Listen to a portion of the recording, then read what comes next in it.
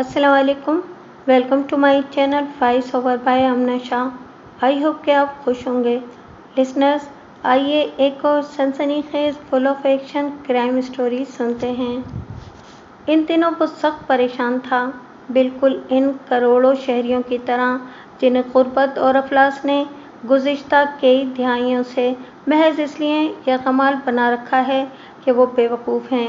मदारी की डुगडुगी पर नाचने वाले बंदर हैं, भेड़ों और बकरियों का एक ऐसा रेवड़ है जो अवाम कहलाता है, जिन्हें कभी गासिब तो कभी जमहूरी लीडर हाँकने लगते हैं।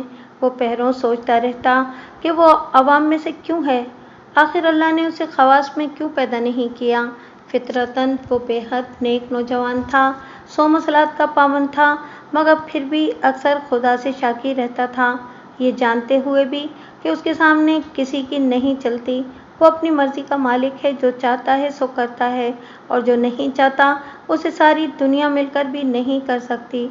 उसके सामने किसी को दम मारने की इजाज़त नहीं है, और दुनिया की कोई ताकत उसकी ताकत को चैलेंज नहीं कर सकती। वो अक्सर अपनी तकदीर को कोसता रहता, मगर इसकी तकदीर तो शायद लंबी तान कर सो रही थी, कभी ना जागने के लिए। उसका एक ही दोस्त था, मंठार हुसैन, जो मिट्ठू रामपुरी के नाम से मशहूर था। मिट्ठू के आबा व अजदाद क़याम पाकिस्तान के वक्त रामपुर से हिजरत करके कराची पहुंचे थे। मिट्ठू और उसने मैट्रिक तक एक साथ तालीम हासिल की थी। इन दोनों की दोस्ती मिसाली थी, और दोनों एक दूसरे पर जान छिड़कने के लिए हमेशा तैयार रहते थे। मिट्ठू पढ़ने लिखने में एक औसत दर्जे का तालिब इल्म, मगर बातें करने में माहिर था। वो यूं दानिशवराना अंदाज में बातें करता कि सुनने वाले मशहूर होकर रह जाते थे। जामिद दलाइल देकर किसी भी शख्स को कायल करना उसके बाएं हाथ का खेल था। मैट्रिक तक मिट्ठू इसके दुख सुख का साथी रहा, मगर इसके बाद वो ऐसा गुम हुआ कि फिर उसका सुराग नहीं मिल सका।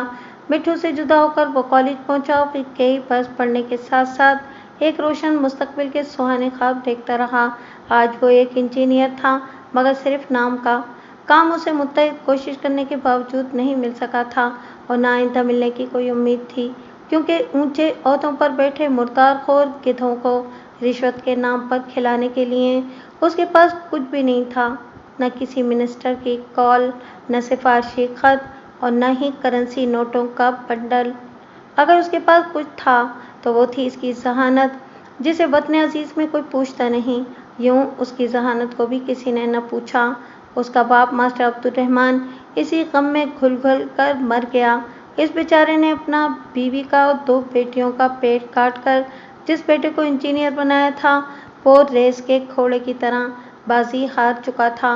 माँ और बहनों की नज़र में वो अब भी इंजीनियर सरमद रहमान था, मगर अपनी निगाहों में वो एक खोटा सिक्का था, एक ऐसा सिक्का जो दुनिया के बाजार में नाकारा होता है और किसी भी दुकान पर नहीं चलता।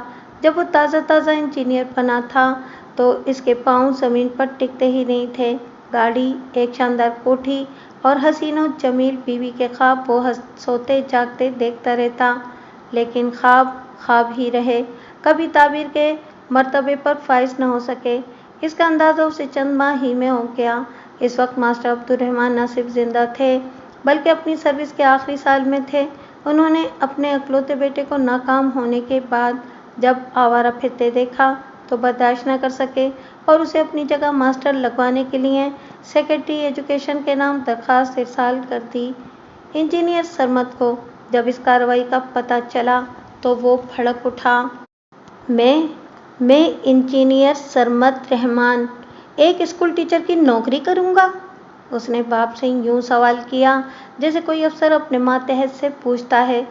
तो क्या करोगे? मास्टर को भी गुस्सा आ गया। क्या यूं ही आवारा फिरते रहोगे?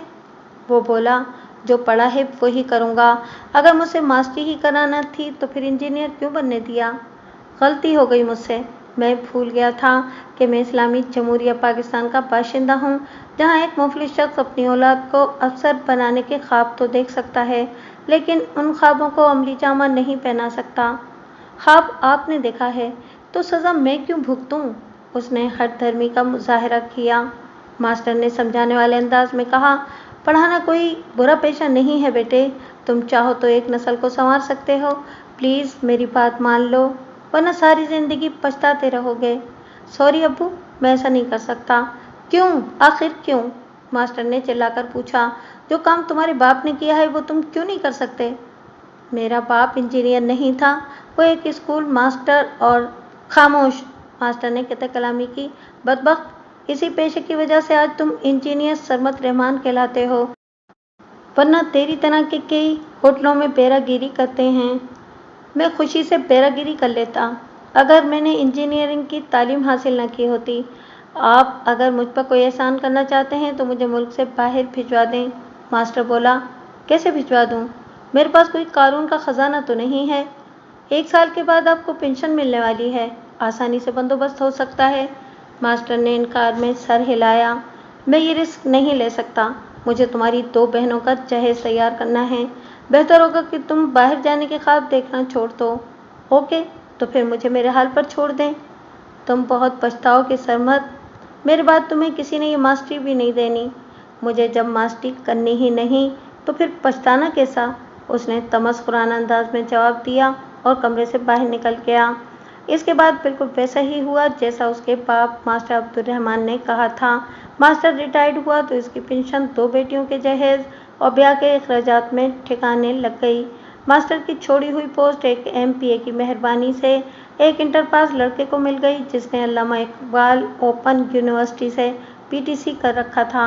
उस लड़के का बाप MBA का देरीना चमचा था और पार्ट टाइम MPA की गांव वाली हवेली में न सिर्फ होके ताज़ा किया करता था बल्कि भैंसों को चारा डालने में भी उसे महारत हासिल थी।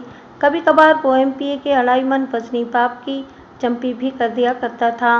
हवेली के बच्चे उसे चाचा चंपी कहते थे। मास्टर दोनों बेटियों के ब्याह के बाद दारिफानी से कूच कर गया और इंजीनियर सरमत रहमान दुनिया की ठोकरें खाने के लिए तन्हा रह गया। उसने कितनी ही कंस्ट्रक्शन कंपनियों में इंटरव्यू दिया मगर हर कंपनी ने उसे यूं धुतकार दिया जैसे वो कोई भिखारी हो और जॉब के बजाय उनसे भीख मांग रहा हो।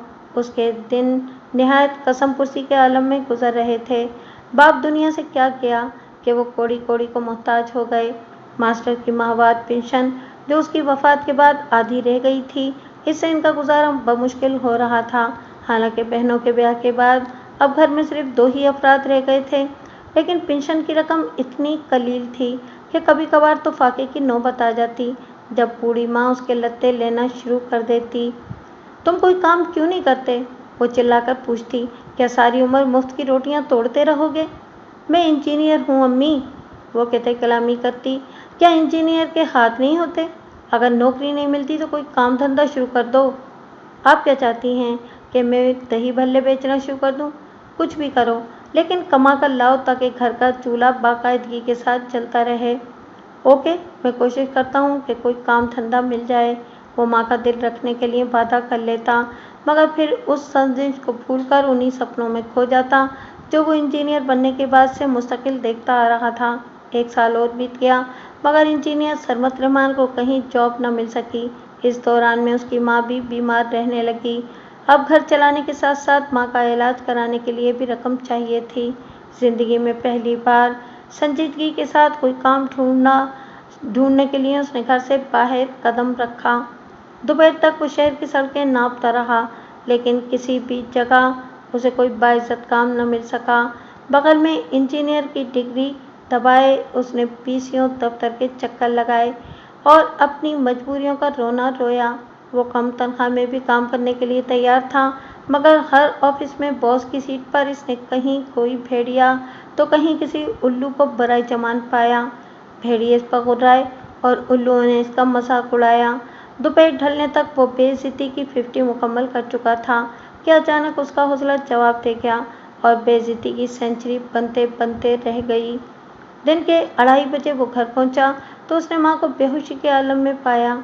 ये मंजर देखकर वो घबरा गया मगर फिर माँ को होश में लाने की कोशिशें करने लगा। जब उसकी हर कोशिश नाकाम हो गई तो उसके हाथ पैर फूलने लगे।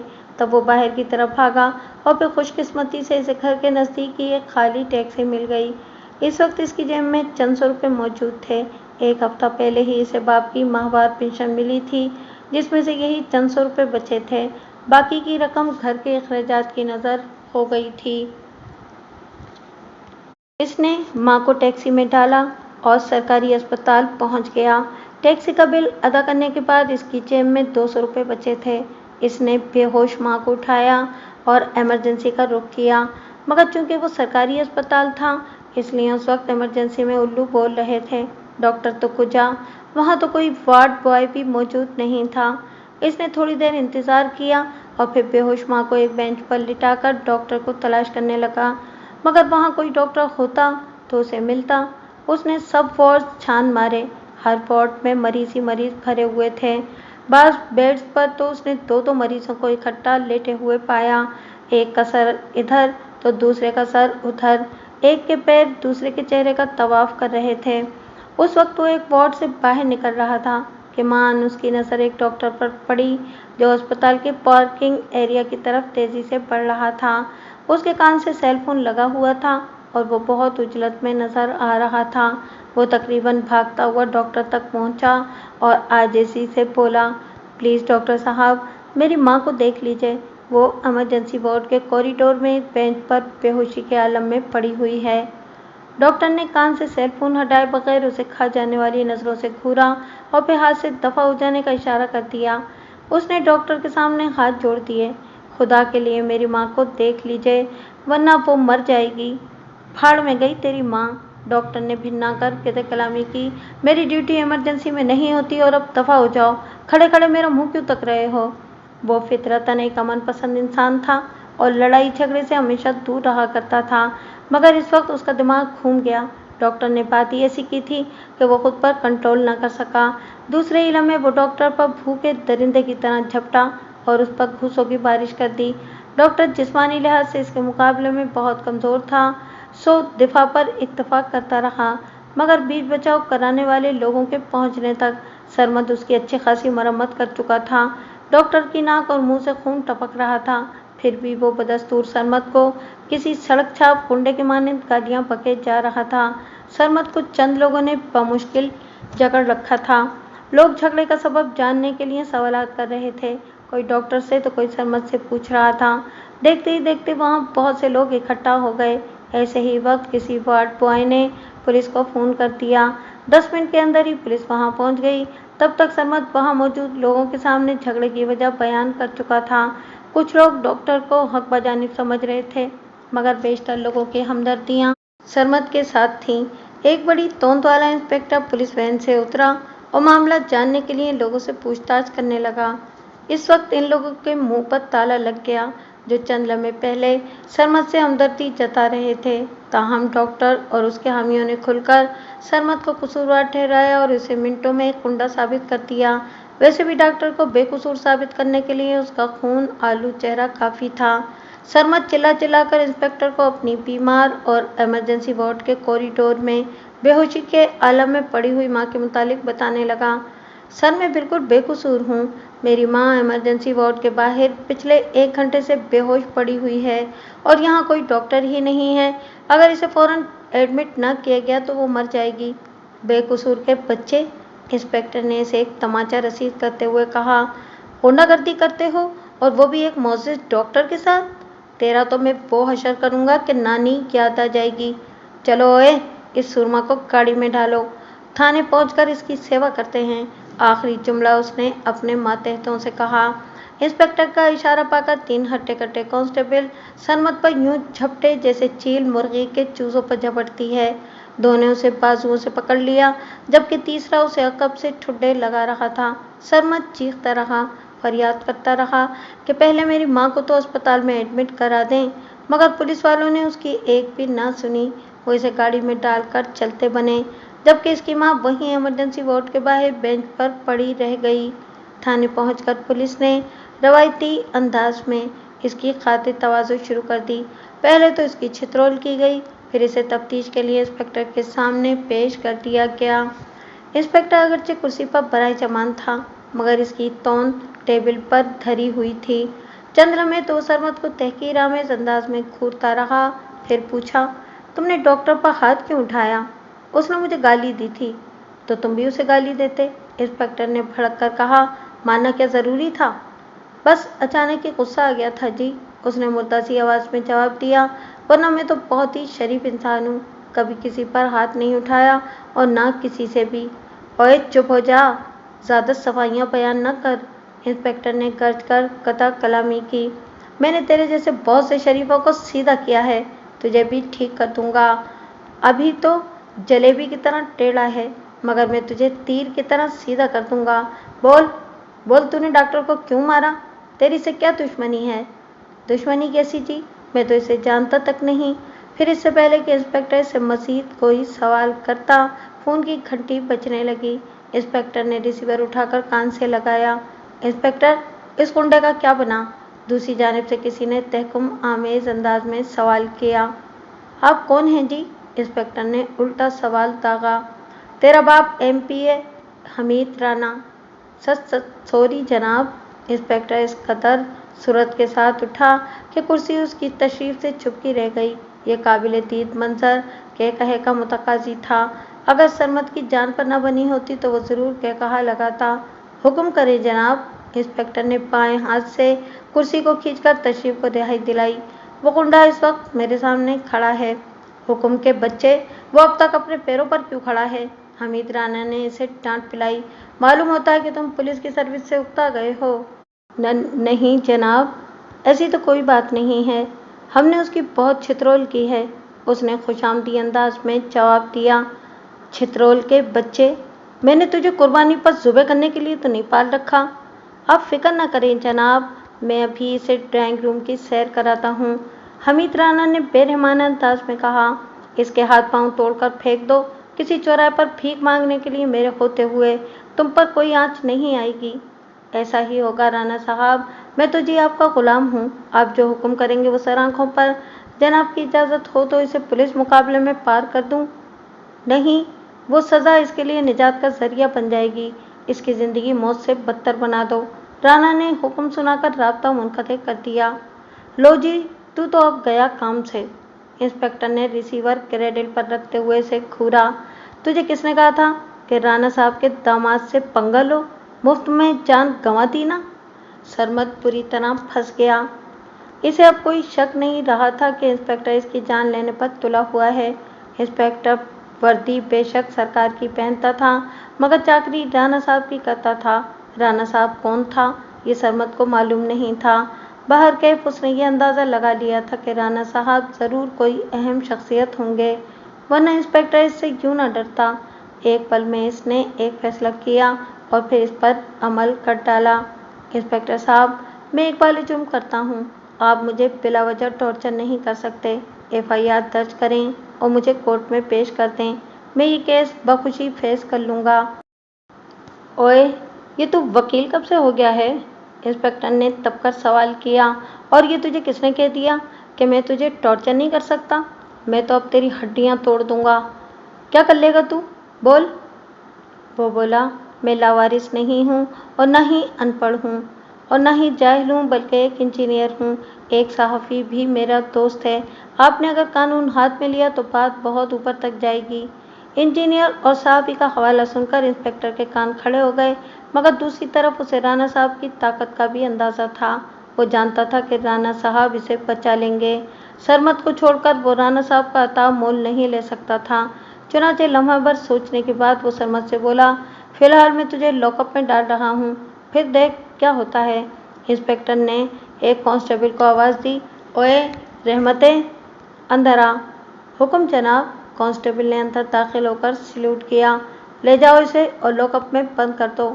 کانسٹیبل نے سرمد کو بازو سے پکڑا اور آفس سے باہر لے گیا۔ انسپکٹر نے رانا صاحب کا نمبر ڈائل کیا۔ تیسری بیل کے بعد اسے رانا صاحب کی آواز سنائی دی، بولو انسپکٹر، کیا کام ہو گیا ہے؟ انسپکٹر نے کہا، جناب وہ کوئی عام بندہ نہیں ہے، اس کا پکا انتظام کرنا پڑے گا، ورنہ الٹی آنتیں گلے کو آ جائیں گی۔ کیا بکواس کر رہے ہو؟ کون ہے وہ؟ رانا نے جھنجھلا کر پوچھا۔ جناب وہ خود کو ایک انجینئر بتاتا ہے اور کسی صحافی سے بھی اس کے تعلقات ہیں، ایسے میں ہمیں اس کا انکاؤنٹر کرنا پڑے گا، نہ رہے گا بانس نہ بجے گی بانسری۔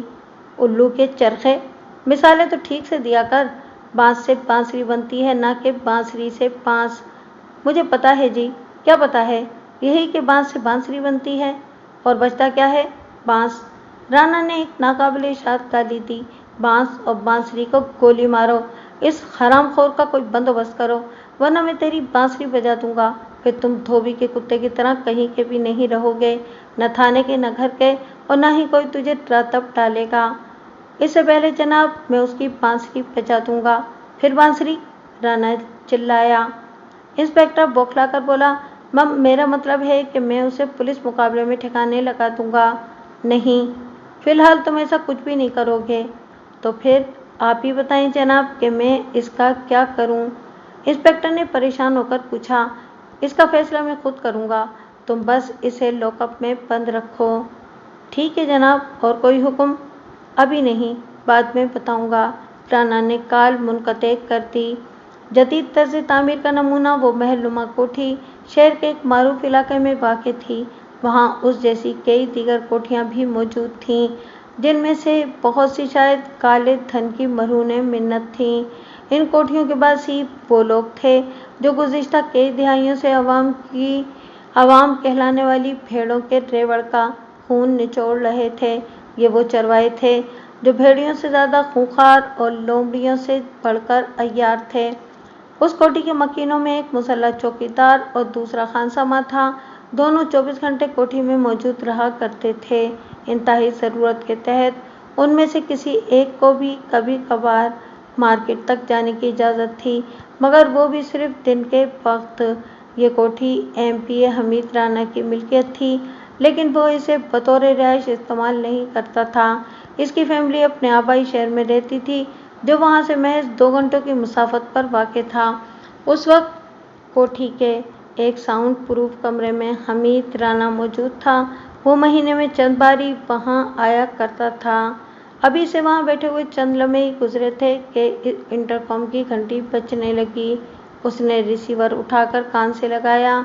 दूसरी तरफ से चौकीदार की मौतबाना आवाज़ सुनाई दी। जनाब, राजा आया है और आपसे मिलना चाहता है, भेज दो। ये कहकर उसने रिसीवर क्रेडिल पर रख दिया। ज़रा देर के बाद एक कदावर और वजीह नौजवान, जिसकी उम्र 27-28 वर्ष के लगभग थी, उसके सामने मौजूद था। कहो राजा, क्या खबर लाए हो? उसने इस्तफसार किया।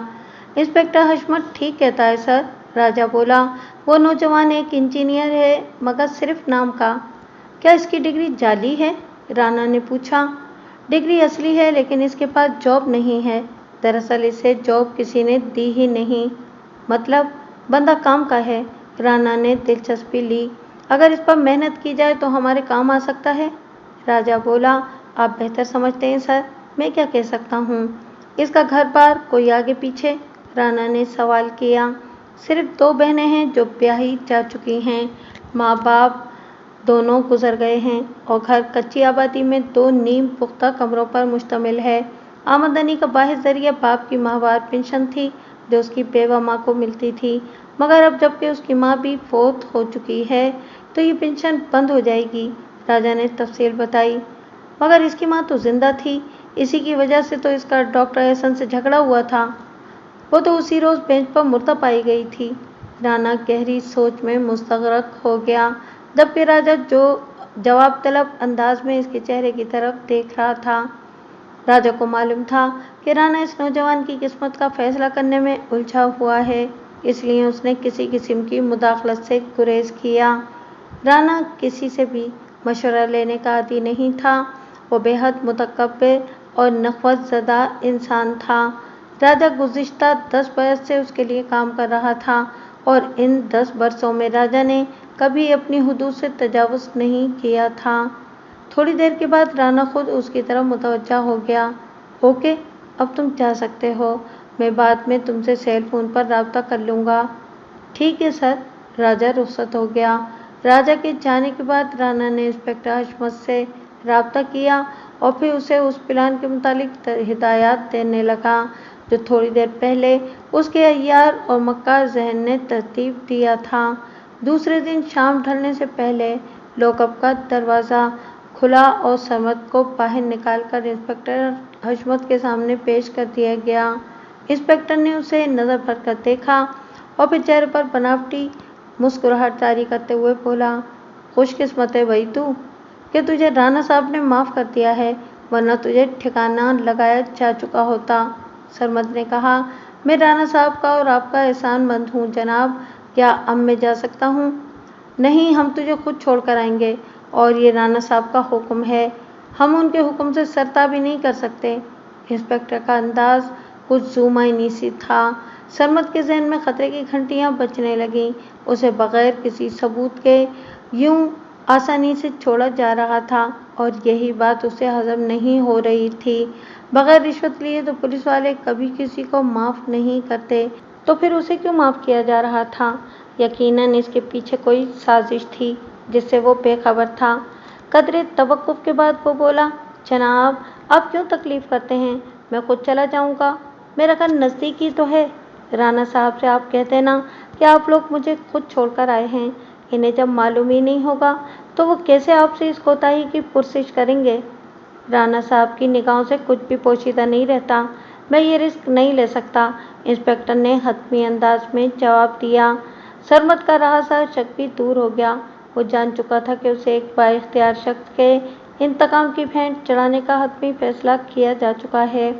इंस्पेक्टर साहब, क्या वाकई मुझे माफ़ कर दिया गया है? उसने मशकूक अंदाज में पूछा।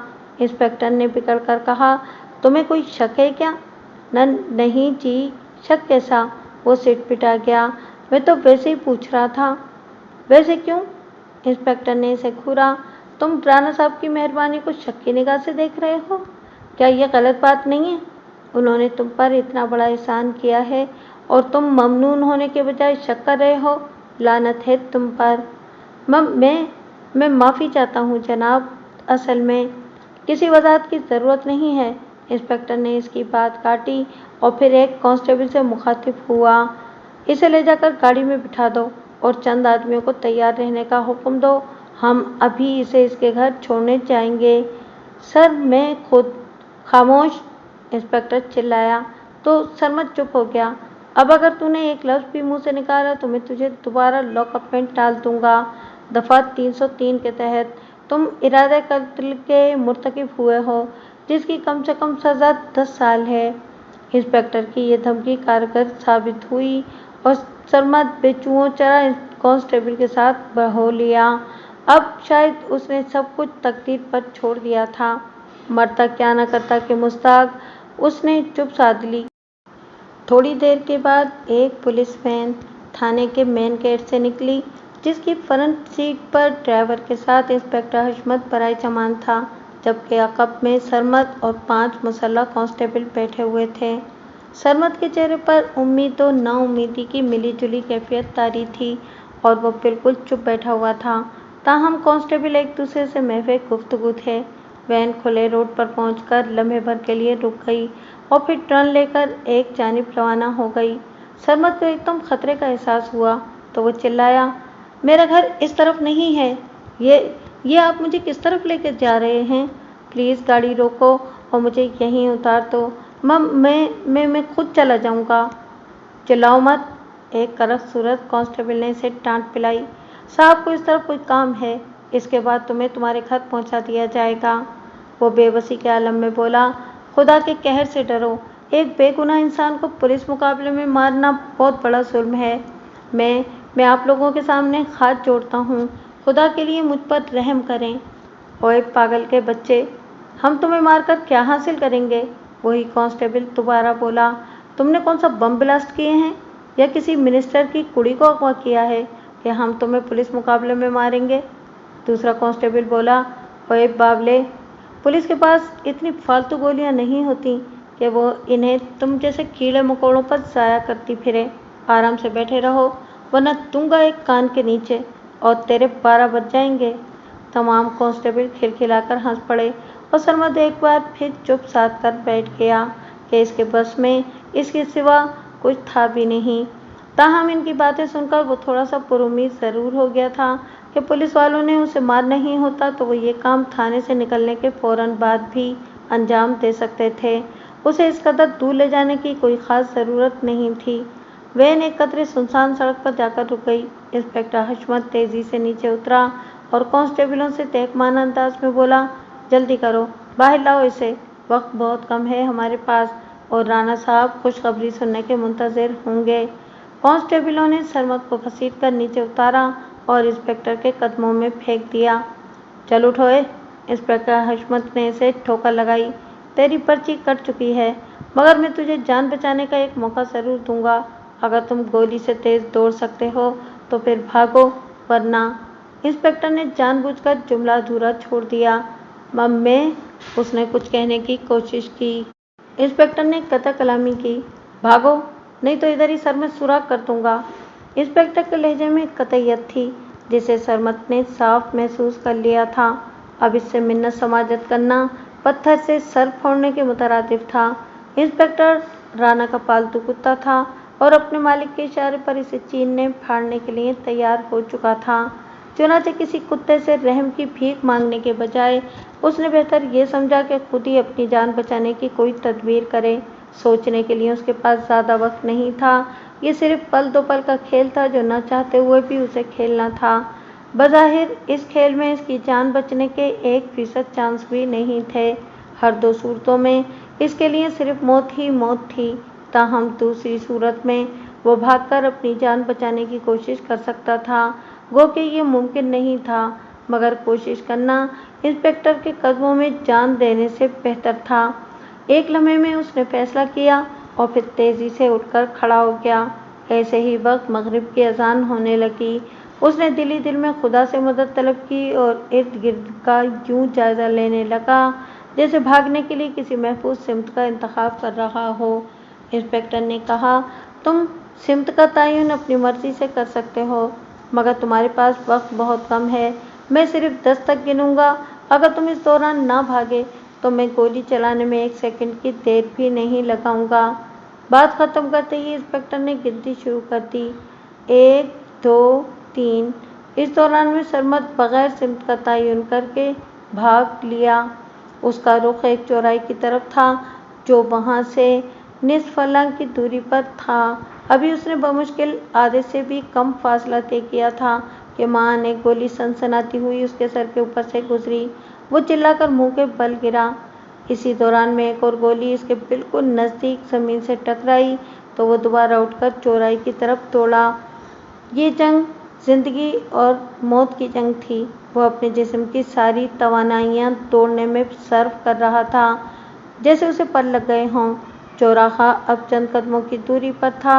उसे बस वहां तक पहुंचना था और वहां पहुंचकर दाएं या बाएं घूम जाना था। सो वो अंधाधुंध दौड़ रहा था। ऐसे ही वक्त एक गोली उसकी बाईं पिंडली में किसी गर्म सलाख की तरह उतर गई। वो उछलकर दोबारा मुंह के बल गिरा तो चंद और गोलियां उसके ऊपर से गुजर गईं। बगैर किसी तवक्कुफ के वो उठा और जख्मी टांग को घसीटते हुए दाएं हाथ पर घूम गया। आगे बढ़ते ही वो सामने से आने वाली तेज रफ्तार कार से टकराया और फिर उसका जहन अंधेरों में डूबता चला गया। बेहोश होने से पहले उसने कार के पहियों के चीखने की आवाज़ें सुनी थीं। उसकी आंख खुली तो उसने खुद को एक साफ सुथरे बिस्तर पर पाया। उसने इर्द गिर्द का जायजा लिया। ये एक कुशादा और पुर आसाइश कमरा था। इसके बिस्तर के साथ मौजूद साइड टेबल पर चंद मेडिसन रखी हुई थीं।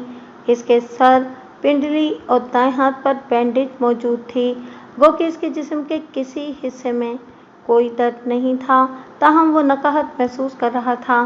कमरे का दरवाज़ा और अकलौती खिड़की बंद थी, लेकिन एनर्जी सेवर की सफ़ेद और ठंडी रोशनी में उसे हर चीज़ वाज़ेह नज़र आ रही थी। वक्त का वो कोई अंदाज़ा नहीं लगा पा रहा था। कमरे में कोई वॉल क्लॉक मौजूद नहीं था जिसे देखकर वो दिन या रात का तयन कर सकता। इसी आलम में इसे काफ़ी देर गुजर गई। अब वो पड़े पड़े बोरियत महसूस करने लगा था और किसी को आवाज़ देने के मुतालिक सोच रहा था कि मान कमरे का दरवाज़ा खुला और एक नौजवान शख्स अंदर दाखिल हुआ जो कतई तौर पर उसके लिए अजनबी था। उसे होश में देखकर नौजवान के लबों पर खुद ब खुद एक मुस्कुराहट फैल गई। थैंक्स गॉड कि तुम्हें होश आ गया। नौजवान यूं गोया हुआ जैसे बरसों से उसका शनासा हो। उसके लहजे में खुलूस था, मोहब्बत थी। राजा बहुत परेशान था तुम्हारे लिए। कौन राजा? उसने हैरत और परेशानी की मिली जुली कैफियत में सवाल किया। नौजवान बोला, वो तुम्हारा दोस्त है और बहुत जल्द इससे तुम्हारी मुलाकात होगी। फिर तुम खुद ही जान लोगे कि वो कौन है। मगर राजा नाम का तो मेरा कोई भी दोस्त नहीं है। यार, ये तुम किन चक्करों में पड़ गए हो? नौजवान ने जल्दी से कहा। चलो हम एक दूसरे से मुतारिफ हो जाते हैं। मेरा नाम बदरुद्दीन है, मगर कुछ लोग मुझे बदरू कहते हैं, और वो जिन्हें मेरा दोस्त होने का शर्फ हासिल है वो मुझे प्यार से बदरू कहते हैं, जिसका मैं कतई बुरा नहीं मनाता। तारुफ के इस अंदाज पर वो बेख्तियार मुस्कुरा दिया। यार, इसमें दांत निकालने वाली कौन सी बात है? बदरुद्दीन इसके बेड के नज़दीक रखी हुई कुर्सी पर बैठ गया। दिल चाहे तो तुम भी मुझे बदरू कह सकते हो, मगर ये मत भूलना कि सिर्फ प्यार से। गुस्से के आलम में मुझे बदरुद्दीन साहब कहकर पुकारना, नहीं तो मुझे गुस्सा बहुत ज़्यादा आएगा, जो तुम्हारे लिए बहुत बुरा साबित होगा। अब तुम अपना तारुफ करवाओ। मुझे सरमद रहमान कहते हैं। सिर्फ सरमद रहमान? उसने ताज्जुब के अंदाज में सर हिलाया। भला ये भी कोई तारुफ है? न कोई अता न पता। भाई, पूरा तारुफ कराइए। एक बेवकूफ़ इंसान का तारुफ नाम तक ही महदूद होता है। बेवकूफ़ किस लिए भाई? राजा तो कह रहा था कि तुम एक इंजीनियर हो। बदरुद्दीन ने हैरत का इजहार किया। क्या वो गलत कह रहा था, या फिर तुम झूठ बोल रहे हो? इंजीनियर? इसके चेहरे पर एक हिकारत भरी मुस्कुराहट उभरी। सिर्फ नाम का इंजीनियर था, लेकिन अब तो एक मफरूर हूँ। इंस्पेक्टर हशमत किसी पागल कुत्ते की तरह मुझे ढूंढता फिर रहा होगा। अगर तुम महसूस ना करो तो मैं तुम्हारी पूरी सरगुज़िश्त सुनना चाहता हूँ। मेरी सरगुज़िश्त में सुनने लायक कुछ भी नहीं है। तुम्हारा वक्त ही ज़ाया होगा। बदरुद्दीन बोला। नो प्रॉब्लम, तुम शुरू हो जाओ। मेरा वक्त कभी ज़ाया नहीं होता। लेकिन पहले मैं अपने इस मोहसिन का नाम जानना चाहूँगा जिसने मेरी जान बचाई है। तुम्हारी जान राजा ने बचाई है। तुम अचानक ही उसकी गाड़ी से टकरा गए थे। फिर पुलिस के पहुंचने से पहले ही राजा तुम्हें भी गाड़ी में डालकर यहाँ ले आया। क्या राजा को पता था कि पुलिस मेरे पीछे लगी है? वो बोला। बिल्कुल पता था, वरना वो तुम्हें यहाँ क्यों लाता? तुम जख्मी थे और तुम्हारे लिए बेहतरीन जगह अस्पताल थी। क्या ये अजीब बात नहीं है कि मेरा मोहसिन मुझसे अब तक मिलने नहीं आया? वो किसी ज़रूरी काम से गया है, जल्द आ जाएगा। तुम इस दौरान मुझे अपनी बिपता सुना दो। मुझे मेरी माँ के बारे में बताओ। मैं इसे बेहोशी के आलम में अस्पताल की बेंच पर छोड़ आया था। न जाने इसके साथ क्या हुआ होगा। उसने एकदम परेशानी के आलम में पूछा। उसे राजा ने एडमिट करा दिया है। बदरुद्दीन ने उसे झूठी तसल्ली दी।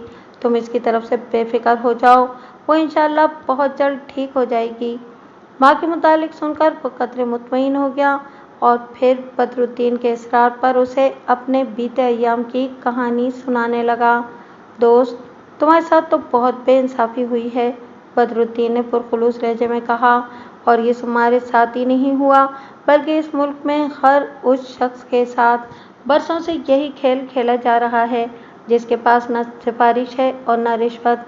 यहाँ अगर मांगने से हक मिलता तो लोग अपना हक लेने के लिए हथियार क्यों उठाते, क्यों कानून अपने हाथों में लेते?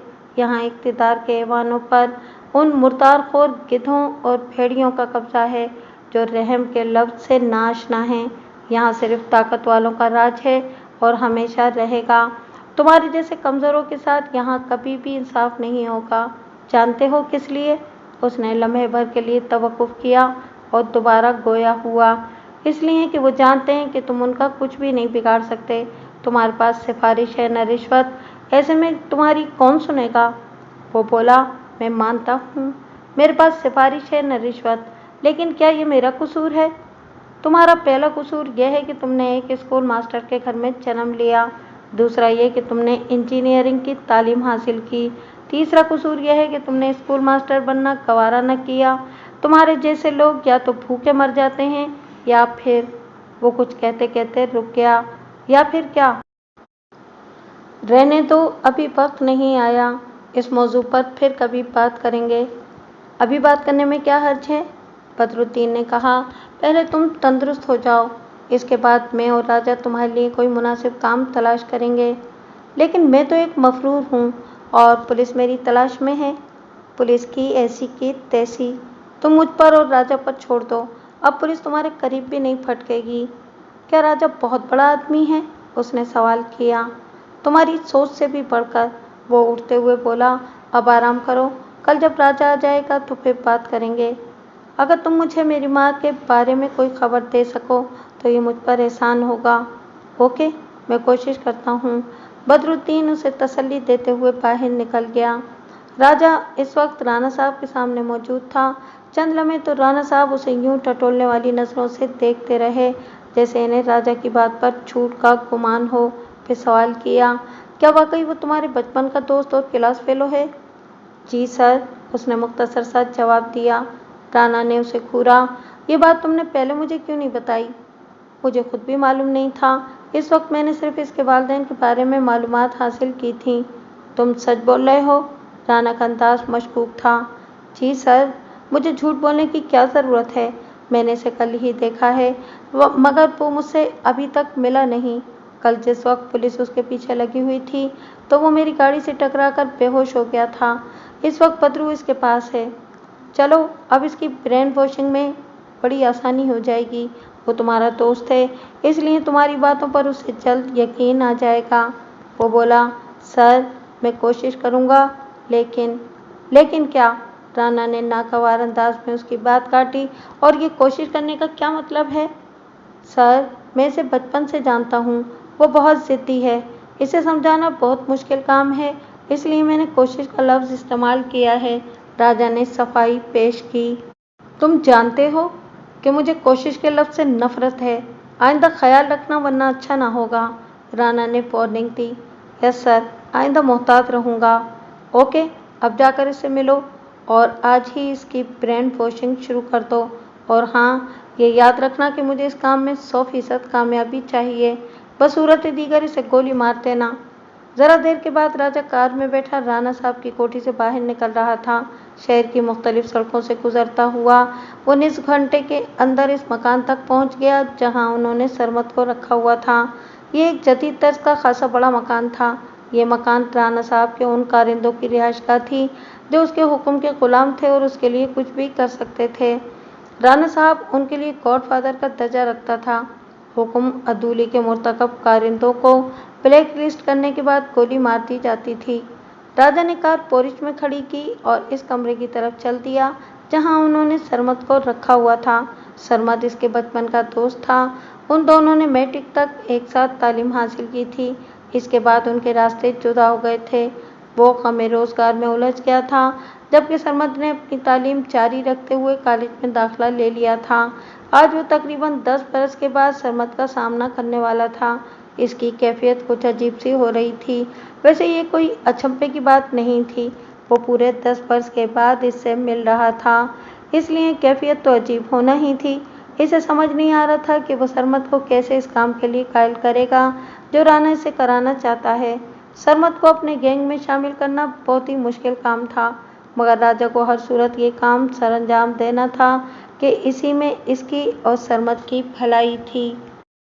कॉरिडोर से गुजरता हुआ वो इस कमरे के सामने पहुंच गया जिसमें सरमद मौजूद था। दरवाज़ा नीम हुआ था और कमरे से कोई आवाज़ बाहर नहीं आ रही थी। उसने अंदर झांका तो सरमद इसे बिस्तर पर सीधा लेटा हुआ नजर आया। वो बगैर कोई आहट पैदा किए कमरे में दाखिल हो गया। बेड के नज़दीक पहुंचा तो उसने सरमद को नींद के आलम में पाया। वो चंद लम्हे गौर से उसके चेहरे की तरफ देखता रहा, फिर यूं इसकी पेशानी को छुआ जैसे टेम्परेचर चेक कर रहा हो। सरमद ने अचानक आंखें खोल दी। एक अजनबी को अपने नज़दीक पाकर उसे कदरे हैरत हुई। उसने अजनबी को गौर से देखा तो उसकी आंखों में शनासाई की चमक लहराई, मगर ज़हन पर जोर देने के बावजूद उसे कुछ याद नहीं आ रहा था। कैसे हो दोस्त? राजा ने अपनाइयत से सवाल किया। उसकी आवाज़ सुनकर सरमद को हैरत का एक झटका सा लगा और फिर एकदम उसका जहन 10-12 बरस पीछे चला गया। उसे याद आया कि ऐसी आवाज़ तो मिट्ठू की थी। वो मिट्ठू जो स्कूल के ज़माने का उसका दोस्त था और स्कूल में मिट्ठू रामपुरी के नाम से मशहूर था। वो एक बार फिर गौर से राजा की तरफ देखने लगा।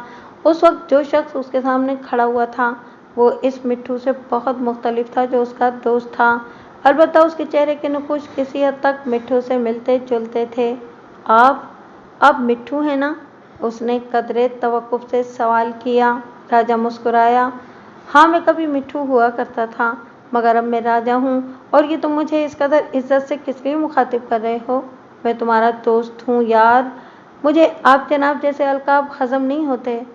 सच कह रहे हो? उसका अंदाज मशकूक था। 100% सच। क्या तुम्हें यकीन नहीं आ रहा? मुझे अपना पूरा नाम बताओ। वो बोला, ओके, तुम्हारा शक दूर कर देता हूँ। मेरा नाम मंठार हुसैन है। स्कूल के साथ ही मुझे मिट्ठू रामपुरी कहते थे और तुम सरमत रहमान हो, मास्टर अब्दुल रहमान के अकलौते बेटे। कुछ और पूछना है क्या? सरमत के लिए अब शक की कोई गुंजाइश नहीं रही थी। सब कुछ वाज़ेह हो चुका था। वो वाकई इसके स्कूल के ज़माने का दोस्त मिट्ठू ही था। मिट्ठू, मेरे दोस्त, तुम कहाँ गायब हो गए थे? उसने उठने की कोशिश करते हुए पूछा, मगर फिर कराह कर रह गया। प्लीज़ लेटे रहो, अभी तुम उठने के काबिल नहीं हो। राजा पुरखुलूस अंदाज में बोला, जब तुम ठीक हो जाओगे तो मैं तुम्हें सब कुछ बता दूंगा। मैं बिल्कुल ठीक हूँ मिट्ठू, तुम मेरी फिक्र ना करो। मैं बस तुम्हारी दास्तान सुनने के लिए बेचैन हूँ।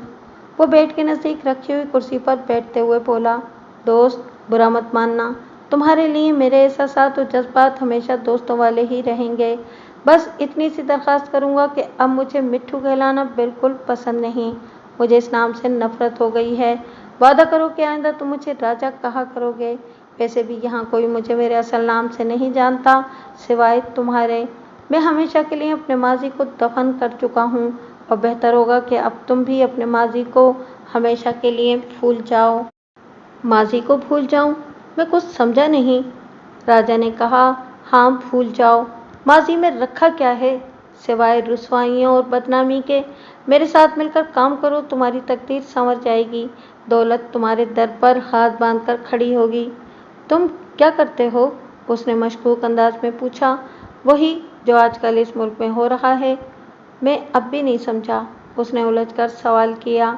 पहले तुम मेरे साथ मिलकर काम करने की हामी तो भरो, इसके बाद तुम्हें सब कुछ बता दूंगा। वो बोला, इसका मतलब है कि तुम किसी मुजरिमाना धंधे में मुलविस हो? हाँ, राजा ने साफ गोई से कहा। हक जब मांगने से ना मिले तो फिर छीनना पड़ता है, यही इस दुनिया का दस्तूर है। सॉरी मेरे दोस्त, मैं इस दस्तूर को नहीं मानता। उसने साफ इनकार कर दिया। इस नाम नेहाद शराफत ने तुम्हें दिया क्या है? राजा के लहजे में तंज था। मास्टर जी तुम्हारी बेरोजगारी का दुख लिए दुनिया से गुजर गए।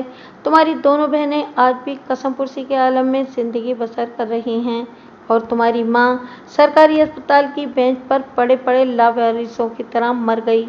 मगर तुम आज भी अपने उन उसूलों से चिमटे हुए हो जिन्होंने तुम्हें गली का कुत्ता बनाकर रख दिया है। खुद को बदलो मेरे दोस्त, मैं तुम्हारा दुश्मन नहीं हूँ, मुझे तुमसे हमदर्दी है। माँ के मरने की खबर सुनकर दुख की एक लहर उसके पूरे बदन में सरायत कर गई और फिर उसकी आंखें भीगती चली गईं।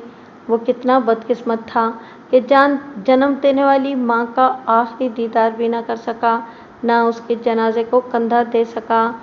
एक ही बेटे की इससे बड़ी बदबख्ती और क्या हो सकती थी? राजा बदस्तूर जवाब तलब नज़रों से उसकी तरफ देख रहा था, लेकिन वो तो इस वक्त किसी और ही दुनिया में पहुंचा हुआ था। इस वक्त इसके दिमाग में यादों की एक फिल्म सी चल रही थी। बचपन से लेकर जवानी तक उसे अपनी माँ के साथ गुजरा हुआ एक एक पल याद आ रहा था। वो इससे कितना प्यार करती थी, उसके लिए मास्टर साहब से कितना लड़ा करती थी। वो माँ के साथ गुजारा हुआ एक एक लम्हा याद कर रहा था और उस बच्चे की तरह रोए जा रहा था जो मेले में माँ से अचानक ही बिछड़ जाता है। राजा ने भी उसे रोने दिया ताकि उसके दिल का बोझ कम हो जाए और वो बेहतर तौर पर सोचने के काबिल हो सके। कदरे तवक्कुफ के बाद वो भर्राई हुई आवाज़ में बोला, मेरी माँ मर गई और मुझे खबर तक न की गई। क्यों? किस लिए मुझे बेखबर रखा गया? राजा ने कहा, यह सब तुम्हारी बेहतरी के लिए किया गया है। उस वक्त तुम्हारी हालत ऐसी थी कि तुम ये सदमा शायद बर्दाश्त न कर सकते, मगर मुझे तो बताया गया था कि तुमने मेरी माँ को अस्पताल में एडमिट करा दिया है। वो झूठ था। राजा के अंदाज में नदामत थी। तुम्हारी माँ उसी रोज़ मर गई थी जिस रोज़ तुम्हें गिरफ्तार किया गया था। मैं इस झूठ पर तुमसे शर्मिंदा हूँ, मगर खुदा जानता है कि मैंने ये झूठ सिर्फ और सिर्फ तुम्हारी भलाई की खातिर बोला था। तुम कल की तरह आज भी मेरे दोस्त हो। चाहो तो मुझे बुरा भला कह सकते हो, मैं इसका कतई बुरा नहीं मनाऊंगा। तुम्हें कोसने से मेरी माँ मुझे वापस मिल सकती तो मैं ज़रूर करता, उसने रूंधी हुई आवाज़ में जवाब दिया। वो मेरी भी माँ थी दोस्त, और मैं तुम्हारे गम में बराबर का शरीक हूँ। काश काश तुम मुझे पहले मिले होते तो मैं अपनी माँ का बेहतरीन इलाज कराता। किस्मत के लिखे को कोई भी नहीं टाल सकता, न मैं न तुम। माँ की तकदीर में शायद ऐसी ही मौत लिखी गई थी। राजा बोला, नहीं सरमत, मैं नहीं मानता इस बात को। मेरी बात यकीनन तुम्हें बुरी लगेगी, लेकिन ये हकीकत है कि अपनी माँ की जान तुमने खुद ली है। उसका खून तुम्हारी बेरोजगारी और हठधर्मी ने किया है। मैं बदरू से तुम्हारी कहानी सुन चुका हूँ। काश तुमने मास्टर जी की बात मान ली होती। उसने राजा की बात का कोई जवाब न दिया, बस चुपचाप पड़ा रहा। राजा ने कहा, मैं जानता हूँ कि तुम्हें मेरी इन बातों से दुख पहुँचा है, लेकिन जो सच था मैंने कह दिया। बुरा लगा है तो मैं माफ़ी चाहता हूँ। मुझे अपनी गलतियों का एहसास है। वो शख्स खुर्दा अंदाज में बोला। काश मैंने अब्बू की बात मान ली होती तो आज ये दिन न देखना पड़ता। मेरी माँ यूं लावारिसों की तरह अस्पताल की बेंच पर एड़ियाँ रगड़ते हुए न मरती। तुम चाहो तो अपनी गलतियों का कफारा अदा कर सकते हो। राजा ने उसे लाइन पर आते देखकर लुक्मा दिया। कैसे कफारा अदा कर सकता हूँ? उसने सवाल किया। मेरी ऑफर कबूल कर लो, यही तुम्हारी गलतियों का कफारा होगा। नहीं, उसने इनकार में सर हिलाया। मैं किसी मुजरिम का साथ नहीं दे सकता। यहाँ सभी मुजरिम हैं मेरे दोस्त। ये अलग बात है कि उन्होंने अपने चेहरों पर नकाब लगा रखे हैं। कोई सियासतदान कहलाता है तो कोई सरमायादार, कोई मजहब का ठेकेदार बना हुआ है तो किसी के चेहरे पर मसीहाई का नकाब है। यहाँ सिर्फ लुटेरे और मुजरिम बसते हैं। तुम्हारी शराफत को यहाँ किसी ने नहीं पूछना। प्लीज़ प्लीज़ मुझे मेरे हाल पर छोड़ दो, सरमत ने जिद होकर कहा। इस वक्त मेरी समझ में कुछ भी नहीं आ रहा। ठीक है, जैसे तुम्हारी मर्जी, मैं तुम्हें मजबूर तो नहीं कर सकता। खैर, अब तुम आराम करो, मैं फिर किसी वक्त आ जाऊंगा। इतना कहकर वो दरवाजे की तरफ बढ़ा, मगर फिर पलटकर बोला, तन्हाई में मेरी बातों पर गौर ज़रूर करना।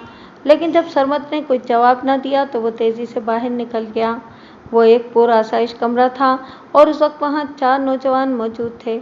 शक्ल सूरत से चारों तालीम याफ्ता और बड़ी हद तक सुलझे हुए लगते थे। उस वक्त वो चारों किसी मसले में उलझे हुए थे और आपस में बहस कर रहे थे। उनमें से एक का मौक़िफ़ अलग था, जबकि बाकी 3 का मौक़िफ़ एक ही था और वो इस पर डटे हुए थे। देखो, तुम तीनों अगर मेरी बात पर संजीदगी से गौर करो तो मैं तुम्हें हक़ बजानिब नज़र आऊँगा। अलग मौक़िफ़ रखने वाले ने कहा, मैं मानता हूँ कि वो मुहाफ़िज़ों के कड़े पहरे में होता है, लेकिन उसे टारगेट करना इस कदर मुश्किल भी नहीं जितना तुम लोग समझ रहे हो। एक मौक़िफ़ रखने वालों में बदरुद्दीन भी मौजूद था। उसने इस्तेज़ाई अंदाज में दूसरे नौजवान की तरफ देखा और फिर बोला, मेरा दिल उस शख्स को दाद देने को चाहता है जिसने तेरा नाम मानाडोई रखा है। ज़ालिम बड़ा मर्दम शनास था। अगर इस वक्त वो मेरे सामने होता तो कसम से मैं उसका मुँह चूम लेता, जिनसे पहली बार तेरे लिए इमरान के बजाय मानाडोई का नाम निकला था। मैं खुद उस कुत्ते के बच्चे को ढूंढता फिर रहा हूँ जिसने मुझे मानाडोई का नाम दिया था। जिस दिन वो मुझे मिल गया उसी दिन उसका गला काट डालूंगा। बदरुद्दीन बोला, इसमें कसूर उस शख्स का नहीं है, तुम्हारा चेहरा है ही डोई जैसा। उसकी इस बात पर खामोश बैठे हुए उनके साथियों ने भी कहकहा लगाया और इमरान उर्फ मानाडोई जलकर रह गया। कहकहा लगाने वालों में से एक का नाम जमशेद उर्फ जिम्मी था, जबकि दूसरे को उसके साथी बाला कहकर पुकारते थे, मगर उसका असल नाम इकबाल था। तो इसका मतलब है कि तुम लोगों को मेरा प्लान पसंद नहीं है? इमरान ने नाराज़ अंदाज में पूछा। बदरुद्दीन ने जवाब दिया, इसका फैसला हम राजा पर छोड़ देते हैं। जो उसकी राय होगी वही हमें मंजूर होगा। क्या पता उसे तुम्हारा प्लान पसंद आ जाए। फिर इससे पहले कि इमरान कुछ कहता, राजा अंदर दाखिल हुआ और वो सब उसकी तरफ मुतवज्जा हो गए। किस मौजू पर बात हो रही है दोस्तों? राजा ने सवाल किया। बदरुद्दीन ने कहा, बॉस ने एक और टास्क दिया है। कैसा टास्क? एक स्कॉलर की बोलती बंद करने का टास्क। वो बास के रास्ते में रोड़े अटका रहा है, बल्कि मुस्तकिल सरदर्द बन चुका है। राजा ने कहा, ओह, तो तुम लोग तैमूर फरीदी की बात कर रहे हो?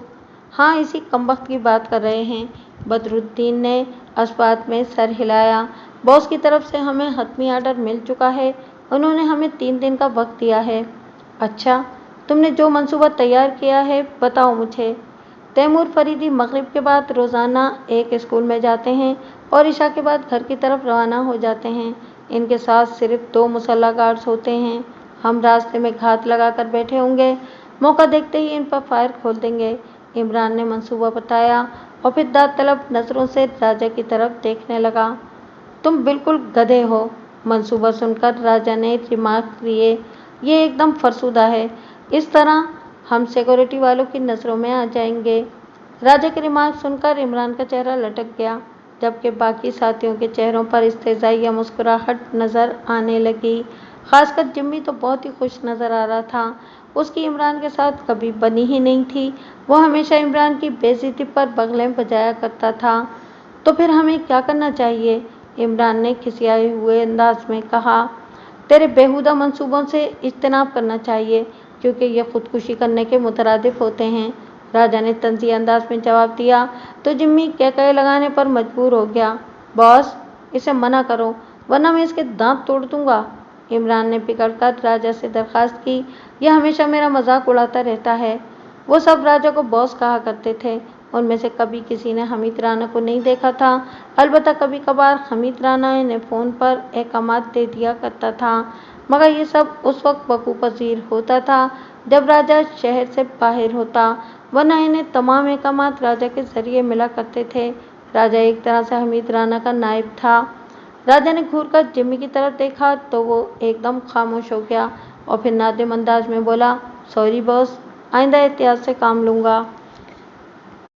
यही तुम्हारे हक में बेहतर होगा। राजा ने उससे वार्निंग दी। आइंदा मुझे तुम्हारी शिकायत नहीं मिलनी चाहिए, वरना अच्छा नहीं होगा। जिम्मी को डांटने के बाद राजा ने बदरुद्दीन से मुखातिब होकर कहा, मेरे साथ आओ। दोनों आगे पीछे चलते हुए कमरे से बाहर निकल गए। ज़रा देर के बाद वो दोनों राजा के कमरे में मौजूद थे। ये कमरा भी उसी मकान में वाक़ था, मगर उस कमरे से कतरे फासले पर था जहाँ उनके साथी मौजूद थे। वो यहाँ बेधड़क बात कर सकते थे। बैठो। कमरे में पहुँचते ही राजा ने एक कुर्सी की तरफ इशारा किया तो बदरुद्दीन फ़ौरन कुर्सी पर बैठ गया। अब बताओ, तुमने शिकार को ठिकाने लगाने के लिए क्या प्लान बनाया है? अभी तक तो कुछ भी प्लान नहीं किया, बदरुद्दीन ने जवाब दिया। राजा ने कहा, तुम जानते हो कि बॉस ने हमें 3 दिन का टाइम दिया है। 1 दिन गुजर गया है, अब हमारे पास सिर्फ 2 दिन बचे हैं और हमने इन 2 दिनों में ये काम पाया तकमील तक पहुंचाना है। बदरुद्दीन राजा की बात सुनकर सोच में पड़ गया। कदरे तवक्कुफ के बाद बोला, एक प्लान है तो सही मेरे जहन में, लेकिन शायद वो आपको पसंद ना आए। बोलो, राजा ने तहकमान अंदाज में कहा। प्लान सुनकर ही मैं कोई फैसला करूँगा। बदरुद्दीन बोला, वो सुबह की नमाज नज़दीकी मस्जिद में अदा करता है। मेरे ख्याल में उसे ठिकाने लगाने के लिए सुबह का वक्त मुनासिब रहेगा। उस वक्त पुलिस का तो वैसे भी कहीं नामो निशान नहीं होता, और रह गई पेट्रोलिंग पार्टियां, तो वो भी इस वक्त सुस्त पड़ जाती हैं। हम बआसानी उसे शिकार कर लेंगे।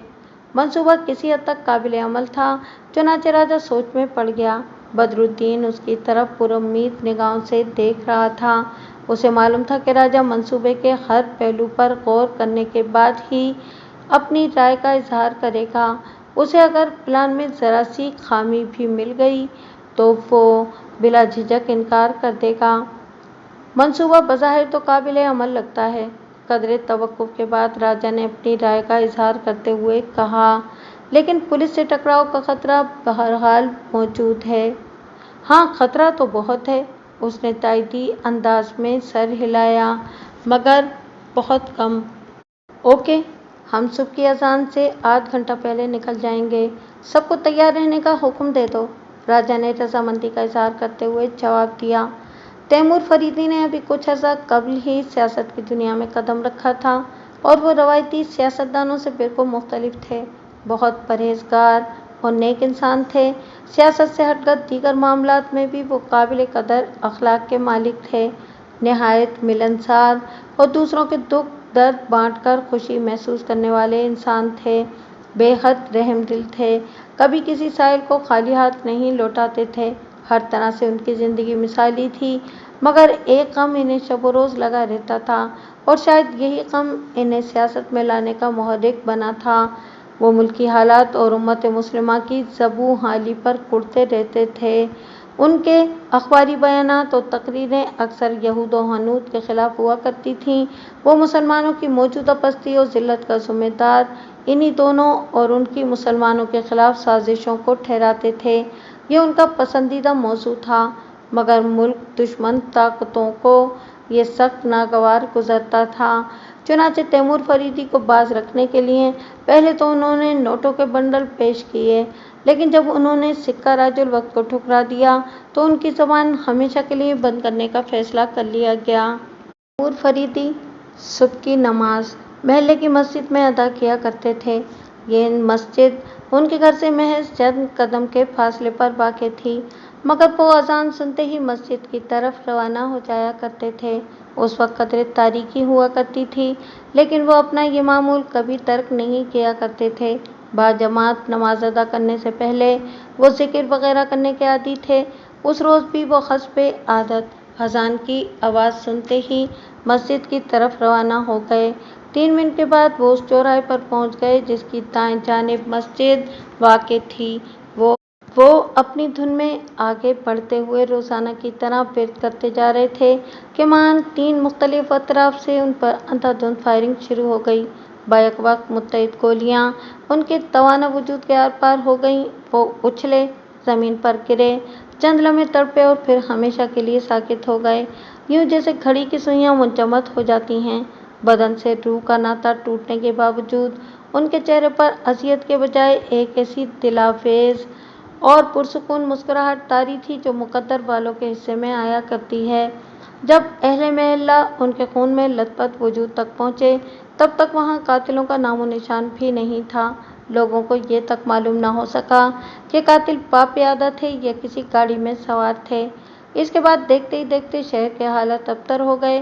توڑ پھوڑ اور لوٹ مار کے واقعات شروع ہو گئے، مگر قاتل اپنا کام سرانجام دینے کے بعد حسب معمول گدھے کے سر سے سینگوں کی طرح غائب ہو چکے تھے۔ تاہم صاحب اقتدار طبقے کی وہی روایتی بیان بازی جاری تھی۔ سرمد کو وہاں رہتے ہوئے 7 دن گزر چکے تھے۔ اس کے زخم تقریباً مندمل ہو چکے تھے، بس ہلکے سے نشانات رہ گئے تھے۔ اب وہ اس مکان میں آزادانہ گھوم پھر سکتا تھا، مگر مکان سے باہر قدم رکھنے کی اسے اجازت نہیں تھی۔ اسے اچھی طرح یہ باور کرایا جا چکا تھا کہ باہر اس کی جان کو خطرہ ہے۔ پولیس اسے تلاش کرتی پھر رہی ہے۔ اگر اس نے مکان سے باہر قدم رکھا تو فوراً دھر لیا جائے گا۔ سو وہ مجبوری کے عالم میں وہاں جیسے تیسے دن بسر کر رہا تھا۔ وہاں سے فرار ہونا اس کے بس میں ہی نہیں تھا۔ اس کی رگوں میں سوالِ خون دوڑ رہا تھا اور اس قسم کے حالات سے زندگی میں پہلی بار اس کا واسطہ پڑا تھا۔ روز بروز اس کی پریشانی بڑھتی گئی۔ پہلی ملاقات کے بعد راجا نے ابھی تک اس کی خبر نہیں لی تھی۔ بس ایک بدرالدین تھا جو کبھی کبھار اس کی دل جوئی کرتا رہتا تھا۔ وہ جب بھی بدرالدین سے راجا کے متعلق استفسارات کرتا تو جواب ملتا کہ فکر مت کرو، راجا سے بہت جلد تمہاری ملاقات ہوگی، ابھی وہ کچھ اہم کاموں میں مصروف ہے۔ ٹھیک 15 دنوں کے بعد راجا ایک بار پھر اس کے سامنے تھا۔ رسمی الیک سلیک کے بعد راجا فوراً مطلب کی بات پر آ گیا۔ ہاں تو دوست، پھر تم نے کیا سوچا؟ راجا نے اس کے چہرے پر نگاہیں گاڑتے ہوئے سوال کیا۔ کس چیز کے بارے میں؟ وہ جان بوجھ کر انجان بن گیا۔ راجا بولا، ہمارے ساتھ کام کرنا ہے کہ نہیں؟ یہ بات تو تم مجھ سے پہلے بھی پوچھ چکے ہو۔ بالکل پوچھ چکا ہوں، وہ برا مانے بغیر بولا، لیکن اس وقت تم زخمی تھے، پریشان تھے، اس لیے میں نے اصرار نہیں کیا، مگر اب تم خدا کے فضل و کرم سے بالکل تندرست اور ٹھیک ٹھاک ہو، فیصلہ کرنے کی پوزیشن میں ہو۔ میں نے اس وقت بھی انکار کیا تھا اور اب بھی انکار کرتا ہوں۔ میں جرم کے راستے پر نہیں چل سکتا۔ تم میری مجبوری کو سمجھنے کی کوشش کرو۔ میں تمہاری مجبوری کو سمجھتا ہوں، مگر پھر بھی تمہاری کوئی مدد نہیں کر سکتا۔ تمہاری طرح میں بھی مجبور ہوں، اس لیے چاہتا ہوں کہ تم میری بات مان لو، اسی میں تمہاری بہتری ہے۔ آخری الفاظ راجا نے دھمکی کے انداز میں ادا کیے تھے۔ بہتری ہو یا برائی، میں نہیں مان سکتا، اس نے حتمی لہجے میں جواب دیا۔ اوکے، راجا نے اس بات میں سر ہلایا۔ مت مانو، مجھے کوئی فرق نہیں پڑتا، تاہم تم بہت بڑی مصیبت میں پھنس جاؤ گے، تب میں تمہاری کوئی مدد نہیں کر سکوں گا۔ میں ہر مصیبت کا سامنا کر لوں گا، تمہیں فکر کرنے کی کوئی ضرورت نہیں ہے۔ کہنا آسان ہے، کر کے دکھانا بہت مشکل۔ تم اکیلے کس کس کا مقابلہ کرو گے؟ اس نے طنزیہ انداز میں پوچھا۔ وہ بھر کر بولا، سب کا مقابلہ کروں گا، مر جاؤں گا یا مار ڈالوں گا۔ کیا پدی اور کیا پدی کا شوربہ، راجا نے کہا لگایا۔ تم اکیلے پولیس کے ساتھ ساتھ ہمارے باس کا بھی مقابلہ کرو گے؟ جیب میں ناخن تراش نہیں ہے اور چلے ہو پولیس کا مقابلہ کرنے؟ احمق انسان، یہاں سے باہر قدم رکھتے ہی پولیس والے تمہاری بینڈ بجا دیں گے۔ تم بس مجھے کسی طرح یہاں سے باہر نکال دو، آگے میں جانوں اور میرا کام۔ مجھے کتے کی موت مرنے کا کوئی شوق نہیں ہے۔ میں نے اگر تمہیں یہاں سے نکال دیا تو باس مجھے بغیر تفتیش کیے گولی مار دے گا۔ اس نے زچ ہو کر کہا، اس کا مطلب ہے کہ تم لوگ زبردستی مجھے اپنے گروہ میں شامل کرنا چاہتے ہو؟ راجا بولا، ہم سب کے ساتھ بھی یہی کچھ ہوا ہے۔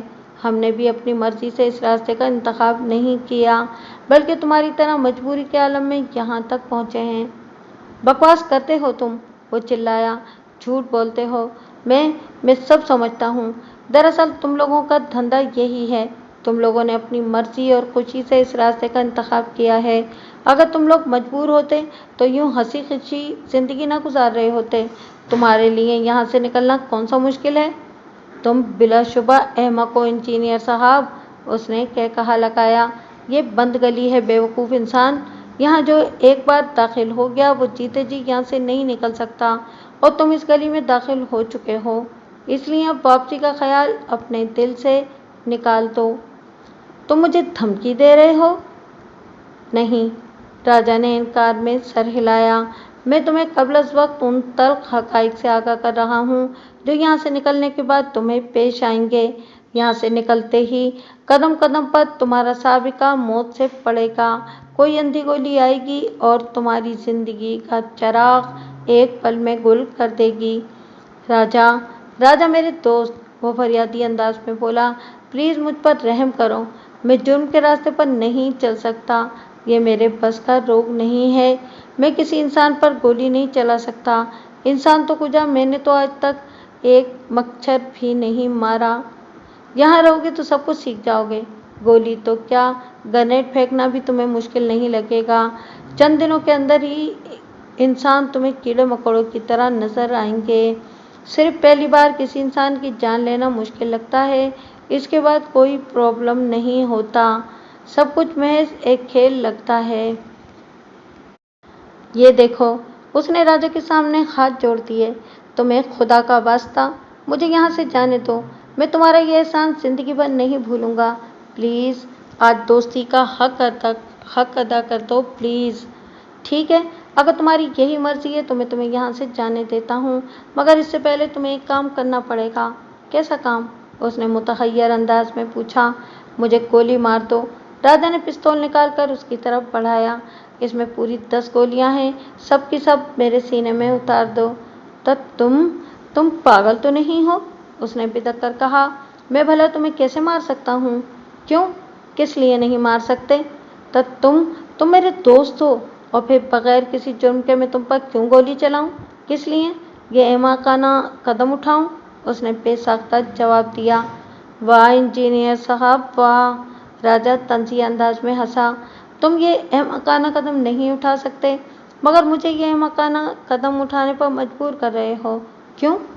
میں سمجھا نہیں، تم کہنا کیا چاہتے ہو؟ اس نے الجھ کر پوچھا۔ تم بچے نہیں ہو، میں جانتا ہوں کہ تم پر میرا مطلب واضح ہو چکا ہے، اور تم جان بوجھ کر انجان بننے کی کوشش کر رہے ہو۔ میں اب بھی نہیں سمجھا، راجا بولا۔ سیدھی سی بات ہے، میں نے اگر تمہیں یہاں سے فرار کرا دیا تو باس مجھے زندہ نہیں چھوڑیں گے۔ میں نے سوچا ہے کہ جب مرنا ہی ہے تو پھر تمہارے ہاتھوں سے کیوں نہ مرا جائے۔ راجا کے اس جواب نے قصہ ہی ختم کر دیا۔ اب سرمد کے پاس کہنے کے لیے کچھ بھی نہیں بچا تھا۔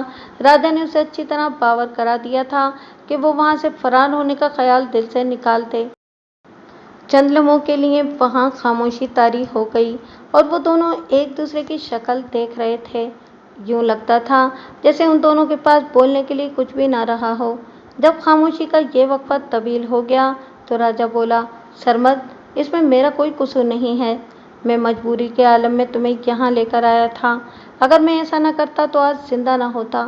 میں مکمل طور پر بے اختیار ہوں، بلکہ میرے سبھی ساتھی اپنی مرضی سے کچھ بھی نہیں کر سکتے۔ ہم وہی کرتے ہیں جس کا ہمیں اوپر سے حکم ملتا ہے۔ تم لوگوں کا باس کون ہے؟ سرمت نے بالکل ایک غیر متوقع سوال کر دیا۔ یہ بھی میں تمہیں فی الحال بتا نہیں سکتا۔ کیوں؟ اجازت نہیں ہے، اس نے صاف گوئی سے جواب دیا۔ تم اس سے کبھی ملے ہو؟ سرمت نے پھر سوال کیا۔ ہاں، اس نے اس بات میں سر ہلایا۔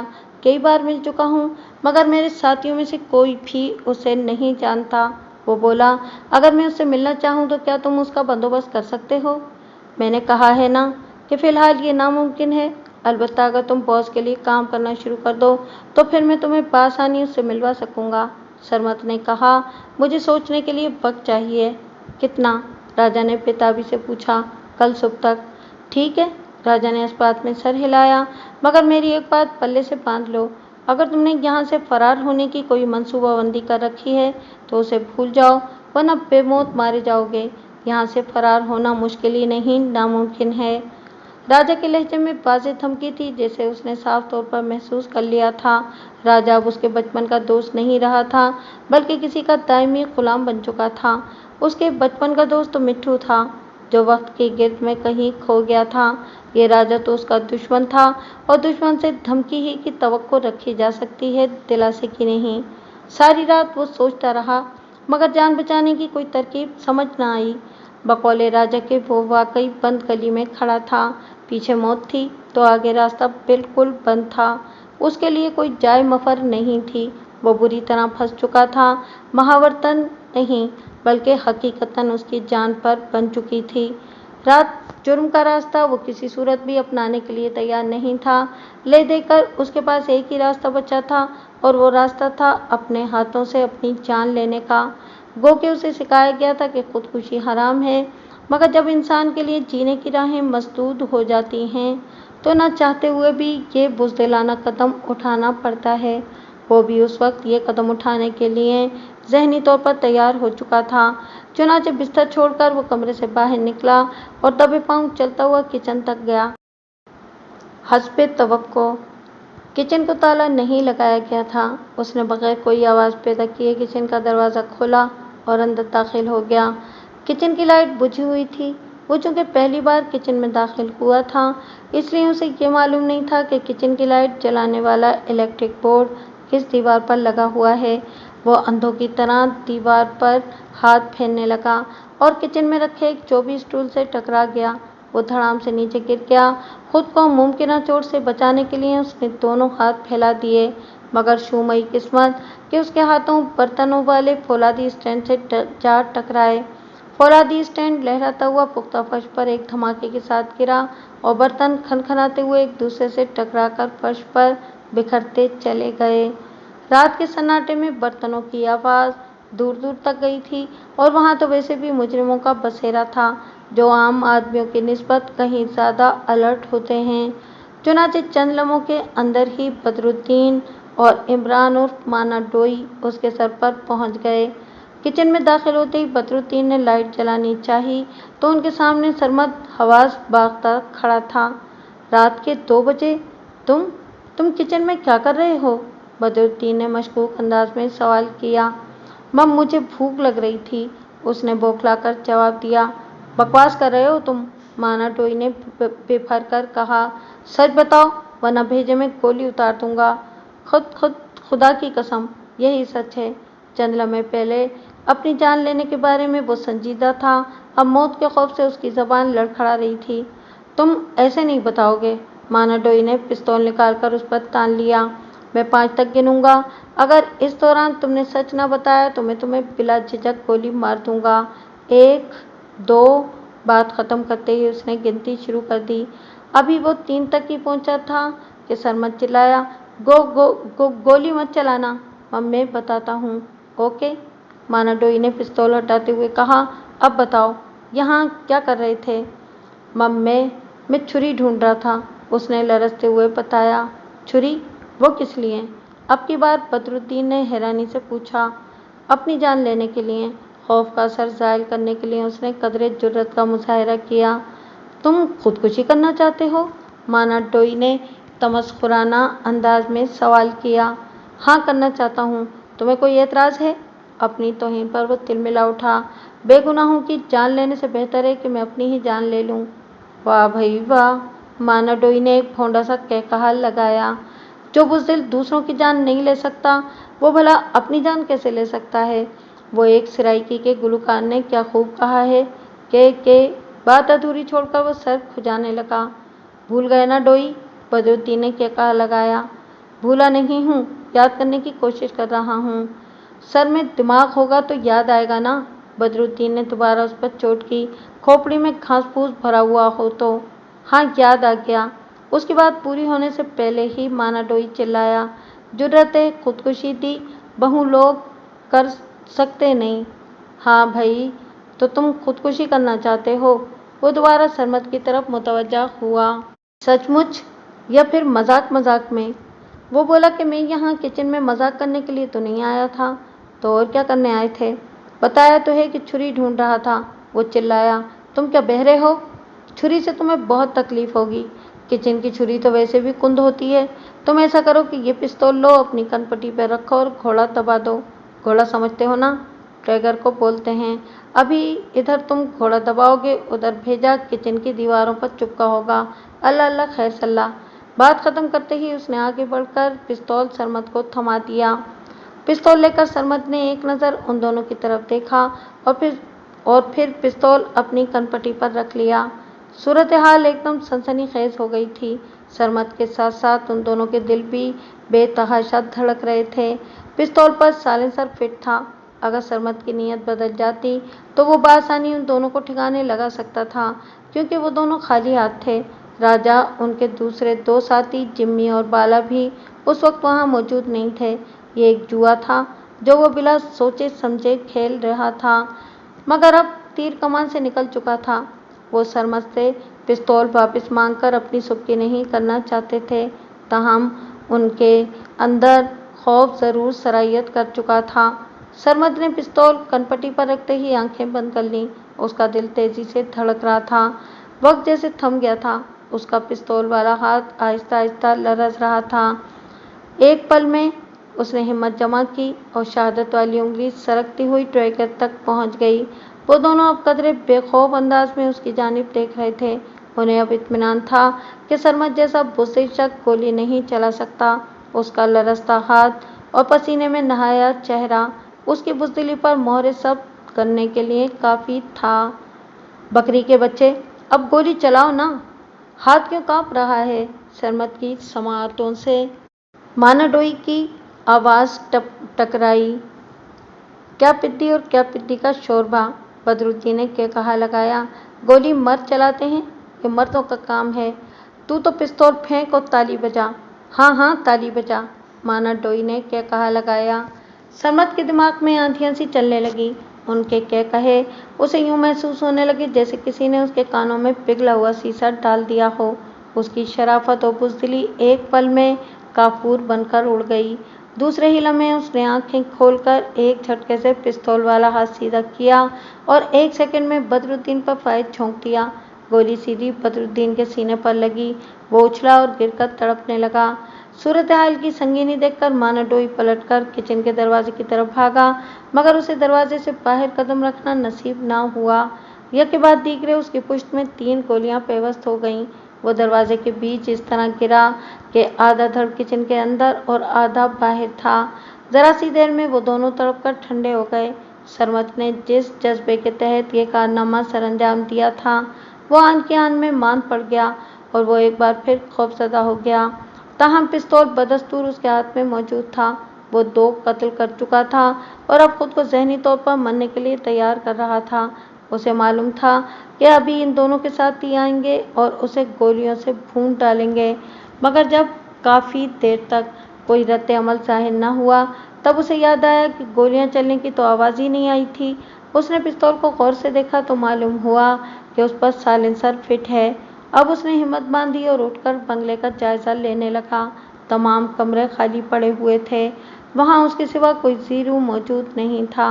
ये वहाँ से फरार होने का सुनहरी मौका था, मगर जब उसने सूरत हाल पर गौर किया तो उसे फरार होने का इरादा तर्क करना पड़ा। फरार होकर वो दोहरे कत्ल के इल्जाम में फंस सकता था, जबकि वहां रहकर वो अपना दिफा कर सकता था। राजा किसी भी तरह उस पर शक नहीं कर सकता था। राजा की नजरों में वो एक बुज़दिल और शरीफ इंसान था। चुनांचे उसने पिस्तौल पर से अपनी उंगलियों के निशाना साफ किए और फिर पिस्तौल मुर्दा बदरुद्दीन के हाथ में थमा दिया। सब कुछ तकदीर पर छोड़कर वो अपने कमरे में पहुंचा। अंदर से कमरे को बंद किया और बिस्तर पर लेटकर सोने की कोशिश करने लगा। दस्तक की आवाज़ इस कदर जोरदार थी कि मुर्दा भी उठकर बैठ जाता, जबकि वो तो पहले ही जाग रहा था। वो 2 कत्ल करने के बाद नींद का आना मुमकिन नहीं था, ताहम जागने का उसे एक फ़ायदा ज़रूर हुआ। वो राजा और उसके साथियों के साथ काम करने के लिए ज़हनी तौर पर तैयार हो चुका था। उसके पास दूसरा कोई ऑप्शन ही नहीं था। उसे जिंदा रहने के लिए उनका साथ देना ही था। वो अगर ऐसा न करता तो फिर राजा और उसके नामालूम बॉस से कुछ भी बैद न था। वो इसे गोली मारकर किसी चौराहे पर फेंक सकते थे, पुलिस के हवाले भी कर सकते थे। इंस्पेक्टर हशमत तो वैसे भी उसके खून का प्यासा था। वो इसका एनकाउंटर कर देता या फिर उसे उम्र भर के लिए जेल में सड़ना पड़ता। दस्तक की आवाज़ सुनकर वो बिस्तर से उठा और बनावटी अंदाज में आंखें मलता हुआ दरवाजे की तरफ बढ़ा। इसी दौरान में दूसरी दस्तक हुई और उसने तेजी से दरवाज़ा खोल दिया। सामने राजा मौजूद था। उसके चेहरे पर परेशानी और वहशत छाई हुई थी। जल्दी करो, हमें यहाँ से फौरन ही निकलना है। उसे देखते ही राजा ने तहकमाना अंदाज में कहा, मेरे पास वक्त बिल्कुल नहीं है। क्या क्या पुलिस का छापा पड़ने वाला है? उसने परेशानी के आलम में पूछा। नहीं, राजा बोला, हमारे मुखालिफ गैंग ने हमारे 2 साथियों को कत्ल कर दिया है।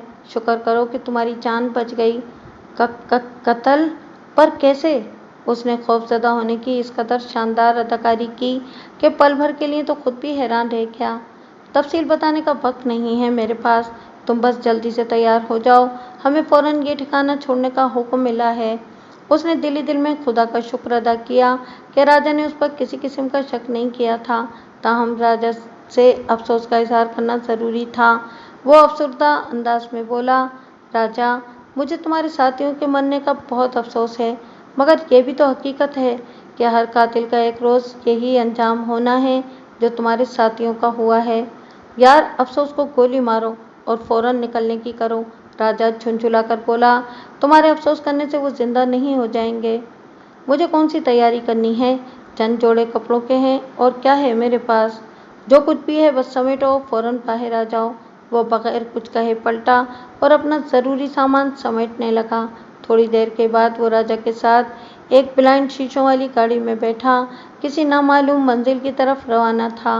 रास्ते में राजा ने उसे बदरुद्दीन और इमरान उर्फ मानाडोई के मारे जाने के मुतालिक बता दिया था। सरमद ने जानबूझकर कोई भी सवाल से गुरेज किया था।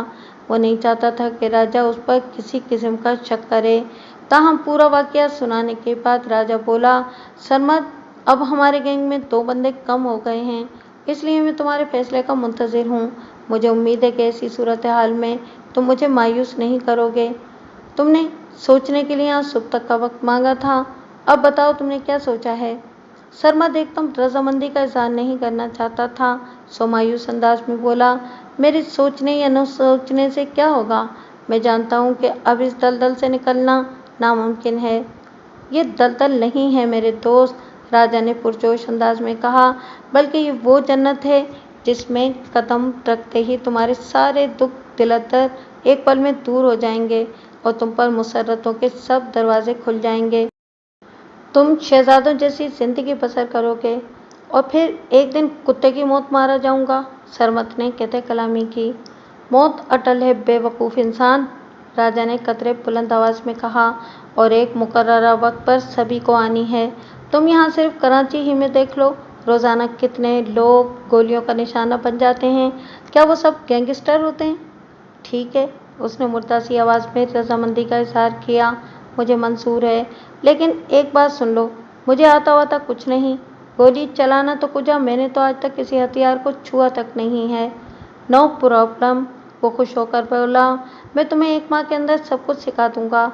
ऐसा शूटर बना दूंगा कि उड़ती हुई चिड़िया भी तुम्हारी गोली से बच नहीं पाएगी। लोग तुम्हारा नाम सुनकर कांपेंगे। मैं अगर राजा हूँ तो तुम महाराजा बनोगे।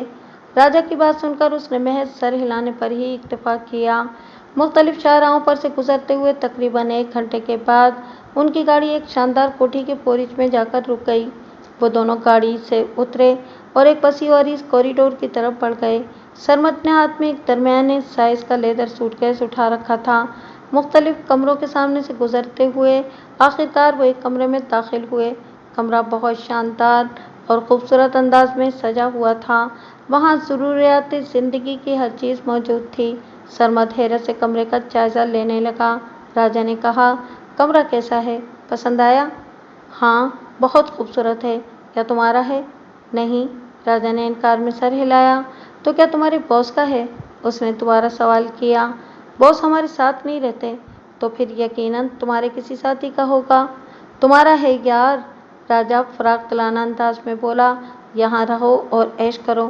فریج میں کھانے کی بہت سی اشیاء رکھی ہوئی ہیں، مگر پہلے میں تمہارے ناشتے کے لیے کہہ دوں، پھر آرام سے بیٹھ کر باتیں کریں گے۔ وہ سرمد کو متحیر چھوڑ کر کمرے سے باہر نکل گیا۔ سرمد کو وہاں رہتے ہوئے چند ماہ گزر چکے تھے۔ اس عرصے کے دوران میں اس نے بہت کچھ سیکھ لیا تھا اور اب ہر واردات کے وقت ان کے ساتھ وہ رہا کرتا تھا۔ اب اسے کسی پر بھی گولی چلاتے ہوئے جھجک محسوس نہیں ہوتی تھی۔ انہی کی طرح وہ بھی درندہ بن چکا تھا۔ اب اس کی سماعتوں کو رحم دلی، محبت اور شفقت جیسے لفظ اجنبی لگتے تھے۔ اس نے پہلے ٹرائل ہی میں خود کو ایک قابل اور دلیر گینگسٹر ثابت کر دیا تھا۔ حمید رانا کی نگاہوں میں وہ اب راجا سے بھی زیادہ اہمیت اختیار کر چکا تھا۔ راجا کو بھی اس بات کا احساس ہو چکا تھا کہ جلد یا بدیر سرمد اس کی جگہ لینے والا ہے۔ حمید رانا بہادر لوگوں کا قدردان تھا اور سرمد خود کو بہادر ثابت کر چکا تھا۔ کسی بھی وقت رانا اسے گینگ کا لیڈر بنا سکتا تھا۔ غیر محسوس انداز میں راجا سرمد سے حسد کرنے لگا، مگر اب کچھ نہیں ہو سکتا تھا۔ سرمد نے حمید رانا کو اس قدر اپنا گرویدہ بنا لیا تھا کہ اب وہ راجا کے بجائے سرمد پر زیادہ بھروسہ کرنے لگا تھا۔ سرمد بظاہر تو رانا صاحب کا بے حد وفادار بنا ہوا تھا، لیکن در حقیقت اس کے ارادے کچھ اور تھے۔ وہ رانا صاحب کی اصلیت معلوم کرنا چاہتا تھا۔ رانا بارہا اس کے سامنے ملک دشمنی کی باتیں کر چکا تھا اور اس کی انہی باتوں نے سرمد کو شک میں مبتلا کر دیا تھا۔ سرمد اعلیٰ تعلیم یافتہ شخص تھا، تاہم اس کا شک میں پڑنا ایک فطری بات تھی۔ رانا ہر محب وطن پاکستانی سیاستدان سے متنفر تھا۔ سرمد پر چونکہ اب کسی قسم کی پابندی نہیں تھی، اس لیے وہ خفیہ انداز میں رانا کی ٹوہ میں لگ گیا اور موقع ملنے پر رانا کا کبھی کبھار تعاقب کرنے لگا۔ رانا صاحب کو بھی کبھی بھی سرمد کی ان خفیہ سرگرمیوں کی خبر نہیں ہو سکی تھی، تاہم سرمد نے اسے کئی بار مشکوک لوگوں سے ملتے ہوئے دیکھا تھا۔ رفتہ رفتہ سرمد کا یہ شک یقین میں بدل گیا کہ ہو نہ ہو رانا کا تعلق ضرور پڑوسی ملک کی خفیہ ایجنسی رو سے ہے۔ اب سرمد کو کسی مناسب موقع کا انتظار تھا جب وہ حمید رانا پر ہاتھ ڈالتا۔ ان کے 4 اہم آدمیوں کو وہ پہلے ہی ٹھکانے لگا چکا تھا۔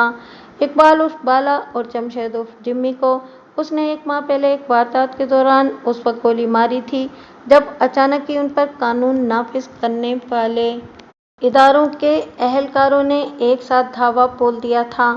ان دونوں کو گولی مارنے کے بعد سرمد اپنی جان ہتھیلی پر رکھ کر وہاں سے فرار ہونے میں کامیاب ہوا تھا۔ جمی اور بالا کی موت کا ذمہ دار پولیس کو ٹھہرایا گیا۔ سرمد پر کسی نے بھی شک کا اظہار نہیں کیا۔ گینگ کی اہم شخصیات میں اب صرف راجا اور رانا صاحب ہی باقی بچے تھے، مگر ان دونوں کو ٹھکانے لگانا بہت مشکل بلکہ ایک طرح سے ناممکن تھا، تاہم وہ اپنی جان دے کر ان کی جان لے سکتا تھا۔ 2 دن بعد ہی یوم آزادی تھا۔ سرمد اس وقت اپنے پر آسائش کمرے میں اکیلا پڑا سوچوں میں مستغرق تھا۔ ایسے ہی وقت اس کا دھیان اس دن کی طرف گیا تو بچپن کی کئی یادیں اس کے ذہن میں تازہ ہو گئیں۔ اسے اپنے باپ ماسٹر عبدالرحمن کی یاد آئی جو اسکول میں یوم آزادی کو بڑی دھوم دھام اور جوش و خروش کے ساتھ یوم نجات کے نام سے منایا کرتے تھے۔ اس دن ماسٹر صاحب تمام بچوں کو اپنی جیب سے مٹھائی کھلایا کرتے تھے۔ اسکول کے تمام بچے ملی گیت گاتے تھے۔ اس کے بعد ماسٹر صاحب بچوں کو تقسیم کے وقت کے دل خراش واقعات سناتے، انہیں ہندوؤں اور سکھوں کے مظالم کے بارے میں بتاتے جو ان دونوں قوموں نے مل کر مسلمانوں پر ڈھائے تھے۔ یہ واقعات سناتے ہوئے ہمیشہ ماسٹر صاحب کی آواز رند جاتی और ये देखकर सरमद अक्सर जज्बाती हो जाया करता था। तब वो दिल ही दिल में अहद करता कि बड़ा होकर हिंदुओं और सिखों से इन मजालिम का बदला लेगा।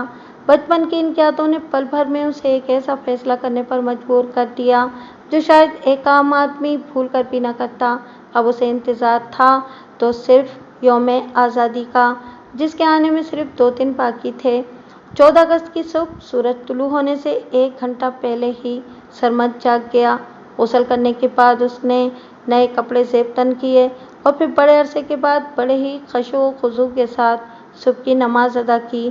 जब उसने दुआ के लिए हाथ उठाए तो न चाहते हुए भी उसकी आंखें भीगती चली गईं। उसने रो रो कर अल्लाह से अपने गुनाहों की माफ़ी मांगी, अपने और वालिदैन के लिए मग़फ़िरत तलब की। सूरज तुलू हुआ तो बावर्ची खस्म मामूल उसके लिए नाश्ता लेकर हाजिर हो गया। उसने डटकर नाश्ता किया और फिर अपने बनाए गए मंसूबे के मुख्तलिफ पहलुओं पर गौर करने लगा। वो कोई भी कमज़ोर पहलू छोड़ना नहीं चाहता था। मुकम्मल तैयारी करने के बाद वो कमरे से निकलने ही वाला था कि अचानक बिल्कुल गैर मुतवक्के तौर पर राजा धमका। कहाँ की तैयारी है भई? राजा ने उस पर एक नाक़िदाना निगाह डालते हुए पूछा। वो बोला, आज 14 अगस्त है ना, बस यूं ही ज़रा सैर व तफरीह का मूड बन गया है, चलोगे क्या? बहुत मुश्किल है। राजा ने नफ़ी में सर हिलाया। हम इस वक्त बाहर नहीं जा सकते। क्यों? उसने तहैयर आमेज़ अंदाज में पूछा। बास ने हम दोनों को तलब किया है। क्या कोई ख़ास काम है? ख़ास ही होगा, वरना बास को हमारी शक्लें देखने का शौक़ थोड़ी है। राजा ने सुमाइनी अंदाज में जवाब दिया। तो चलो पहले बॉस से मिल लेते हैं, आओ। राजा घूमकर दरवाजे की तरफ बढ़ा, मगर इसे दरवाजे से बाहर कदम रखना नसीब न हुआ। सरमद ने सूरत के साथ पिस्तौल निकाला और पूरी ताकत से उसका दस्ता राजा के सर के अकबी हिस्से पर रसीद कर दिया। राजा तड़प कर पलटा, मगर दूसरी तरफ ने उसे ज़मीन पोस कर दिया। सरमद ने झुककर उसकी नब्ज़ चेक की और फिर मुतमईन अंदाज में कमरे से बाहर निकलकर दरवाजे को लॉक कर दिया। राजा को अब कम से कम 1 घंटे से पहले होश नहीं आ सकता था। मुख्तलिफ कॉरिडोर्स और कमरों के सामने से गुजरता हुआ आखिरकार वो उस खास कमरे के सामने पहुंच गया जो हमीद राना के लिए मखसूस था। चंद लम्हों के लिए उसने फिर सोचा और फिर दरवाजे पर लगा हुआ एक सुर्ख बटन प्रेस कर दिया। दूसरे ही पल दरवाज़ा मैकेनिकी अंदाज में खुलता चला गया। ये वो साउंड प्रूफ कमरा था जिसमें कोई भी शख्स मुसल्लह होकर दाखिल नहीं हो सकता था। वहाँ ऐसे खुदकार आलात नस्ब थे जो 1 सेकंड में हथियार की निशानदेही कर देते थे, लेकिन सरमद को उसकी कोई परवाह नहीं थी। वो जान हथेली पर रखकर वहाँ तक पहुँचा था, सो अंजाम की परवाह किए बगैर तेज़ी से अंदर घुस गया। जो ही दरवाज़ा मैकेनिकी अंदाज में बंद हुआ, खतरे का अलार्म बजने लगा, लेकिन इस दौरान में सरमद पिस्तौल निकाल चुका था जिसकी नाल पर साइलेंसर फिट था। हमीद राना, जो इस वक्त अपने 2 दोस्तों के साथ एक सोफे पर पराजमान था और उनके सामने बिलोरी गिलासों में विलायती शराब पड़ी हुई थी, सर पर मौजूद खतरे को देखते ही उसने नहायत तेज़ी के साथ उठने की कोशिश की तो सरमद खुर्राया। हिलने की कोशिश मत करना, हमीद राना उर्फ रविंद्रा कोशक, वरना भेजा दीवार पर चुपका होगा। तेरा खेल ख़त्म हो चुका है। तुम पागल तो नहीं हो गए हो? हमीद राना ने खवास बागता होकर पूछा। मैं पागल था, मगर अब नहीं हूँ, सरमद ने सर्द लहजे में जवाब दिया और फिर उसके एक साथी को चश्मे ज़दन में गोली मार दी। गोली खाने वाला तड़पकर सोफे से नीचे जा गिरा, जबकि राना और उसका साथी चिल्लाते हुए खड़े हो गए। रविंद्रा, शायद तेरी याददाश्त कमज़ोर है। मैंने क्या कहा था? सरमद ने गुर्राते हुए पूछा और एक बार फिर ट्रिगर दबा दिया। अब की बार राना का दूसरा साथी पुश्त के बल गिरा और तबीज़ कारपेट पर चंद सेकंड तड़पने के बाद ठंडा हो गया। बैठ जाओ, सरमद दोबारा गुर्राया, वरना दुनिया से उठ जाओगे। अपने साथियों का अंजाम तुम देख चुके हो। राना कांपता हुआ दोबारा सोफे पर बैठ गया और फिर लुकनतज़दा आवाज़ में बोला, खुदा के लिए मुझे यहाँ से जाने दो। मैं ये सब कुछ तुम्हारे हवाले कर दूंगा। सरमद चिल्लाया। अपनी गंदी ज़बान से खुदा का नाम मत ले। तेरा सारा भारत मिलकर भी मुझे नहीं खरीद सकता। फिर तुम्हें क्या चाहिए? राना ने बदस्तूर लरसती हुई आवाज़ में पूछा। सरमद ने कहा, मैं ये जानना चाहता हूँ कि तुम रविंद्रा कोशक से हमीद राना कैसे बने? चारों नाचार राना को अपनी सरगुज़िश्त बयान करना पड़ी। हाँ, मैं रविंद्रा कोशक हूँ। रा में एजेंट भर्ती होने के बाद मैंने ट्रेनिंग हासिल की। इसके बाद मुझे दुबई भेजा गया। दुबई से जाली पासपोर्ट बनवाकर मैं कराची आ गया। यहाँ कराची में मुझे भारतीय शहरी से मिलना था, लेकिन उसका एड्रेस मुझसे खो गया। चंद माह तो मैं मारा मारा फिरता रहा, लेकिन फिर एक दिन मुझे एक हमदर्द मिल गया। उसका नाम हमीद राना था। कुछ अरसा उसने मुझे अपने साथ रखा, मगर इसके बाद जब वो दुबई के लिए आज़िम सफ़र हुआ तो मैंने उसके सामने अपनी मजबूरी बयान की। चुनांचे उसने अपनी तालीमी असनाद मेरे हवाले कर दी और खुद दुबई चला गया। उस ज़माने में चूँकि तालीमी असनाद पर तस्वीर नहीं हुआ करती थी, सो मुझे इस सिलसिले में कोई परेशानी न हुई और यूँ मुझे बआसानी पाकिस्तानी शहरियत मिल गई। इसके बाद रा के एक एजेंट ने मुझे ढूंढ निकाला और मैं रा के मफादात के लिए काम करने लगा। रा ने मुझे पैसा फराहम किया। मैंने पाकिस्तानी सियासत में हिस्सा लिया और रफ्ता रफ्ता MPA की सीट तक पहुंच गया। बहुत खूब, रविंद्रा कोशक उर्फ हमीद राना, सरमद ने तंज़िया अंदाज में कहा। तुम वाकई एक ज़हीन इंसान हो, मगर अफसोस कि तुम एक आला तालीम याफ्ता शख्स को अपने गैंग में शामिल करने की गलती कर बैठे। मुझे तुम्हारे अंजाम पर खुशी के साथ साथ अफसोस भी होगा। मुझे छोड़ दो, मैं तुम्हें अरबपति बना दूंगा। रविंद्रा कोशक ने उसे ऑफर की। सब लोग बिकाऊ नहीं होते कुत्ते, सरमद गर्जा। मरने के लिए तैयार हो जाओ। प्लीज़ प्लीज़ प्लीज़, रविंद्रा कोशक मौत के खौफ से चिल्लाया। तुम्हें तुम्हारे खुदा का वास्ता, मुझे मत मारो। ले गोली खाकर मर जा। ये कहते हुए सरमद की बात अभी अधूरी ही थी कि ऐसे ही वक्त साउंड प्रूफ कमरे का दरवाज़ा एक धमाके के साथ खुल गया और सिक्योरिटी फोर्स के अफराद अंदर दाखिल हो गए, मगर सरमद उनकी तरफ मुतवज्जा न हुआ। वो बदस्तूर रविंद्रा कोशक को निशाने पर रखे हुए था। ड्रॉप द गन वरना गोली मार दूंगा। सरमद की समाअतों से एक बारोब आवाज़ टकराई। कभी नहीं सर, ये मेरे वतन का दुश्मन है, सरमद ने चिल्लाकर कहा और फिर ट्रैगर दबाता चला गया।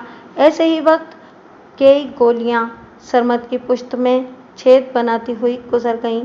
रविंद्रा कोशक पुश्त के बल गिरा था, जबकि सरमद मुंह के बल गिरकर यौम आज़ादी मनाने के साथ साथ यौम निजात भी मना चुका था। उसकी ज़िंदगी बेशक नाकामियों में बसर हुई थी, मगर मौत ने उसे सुरखरू कर दिया था।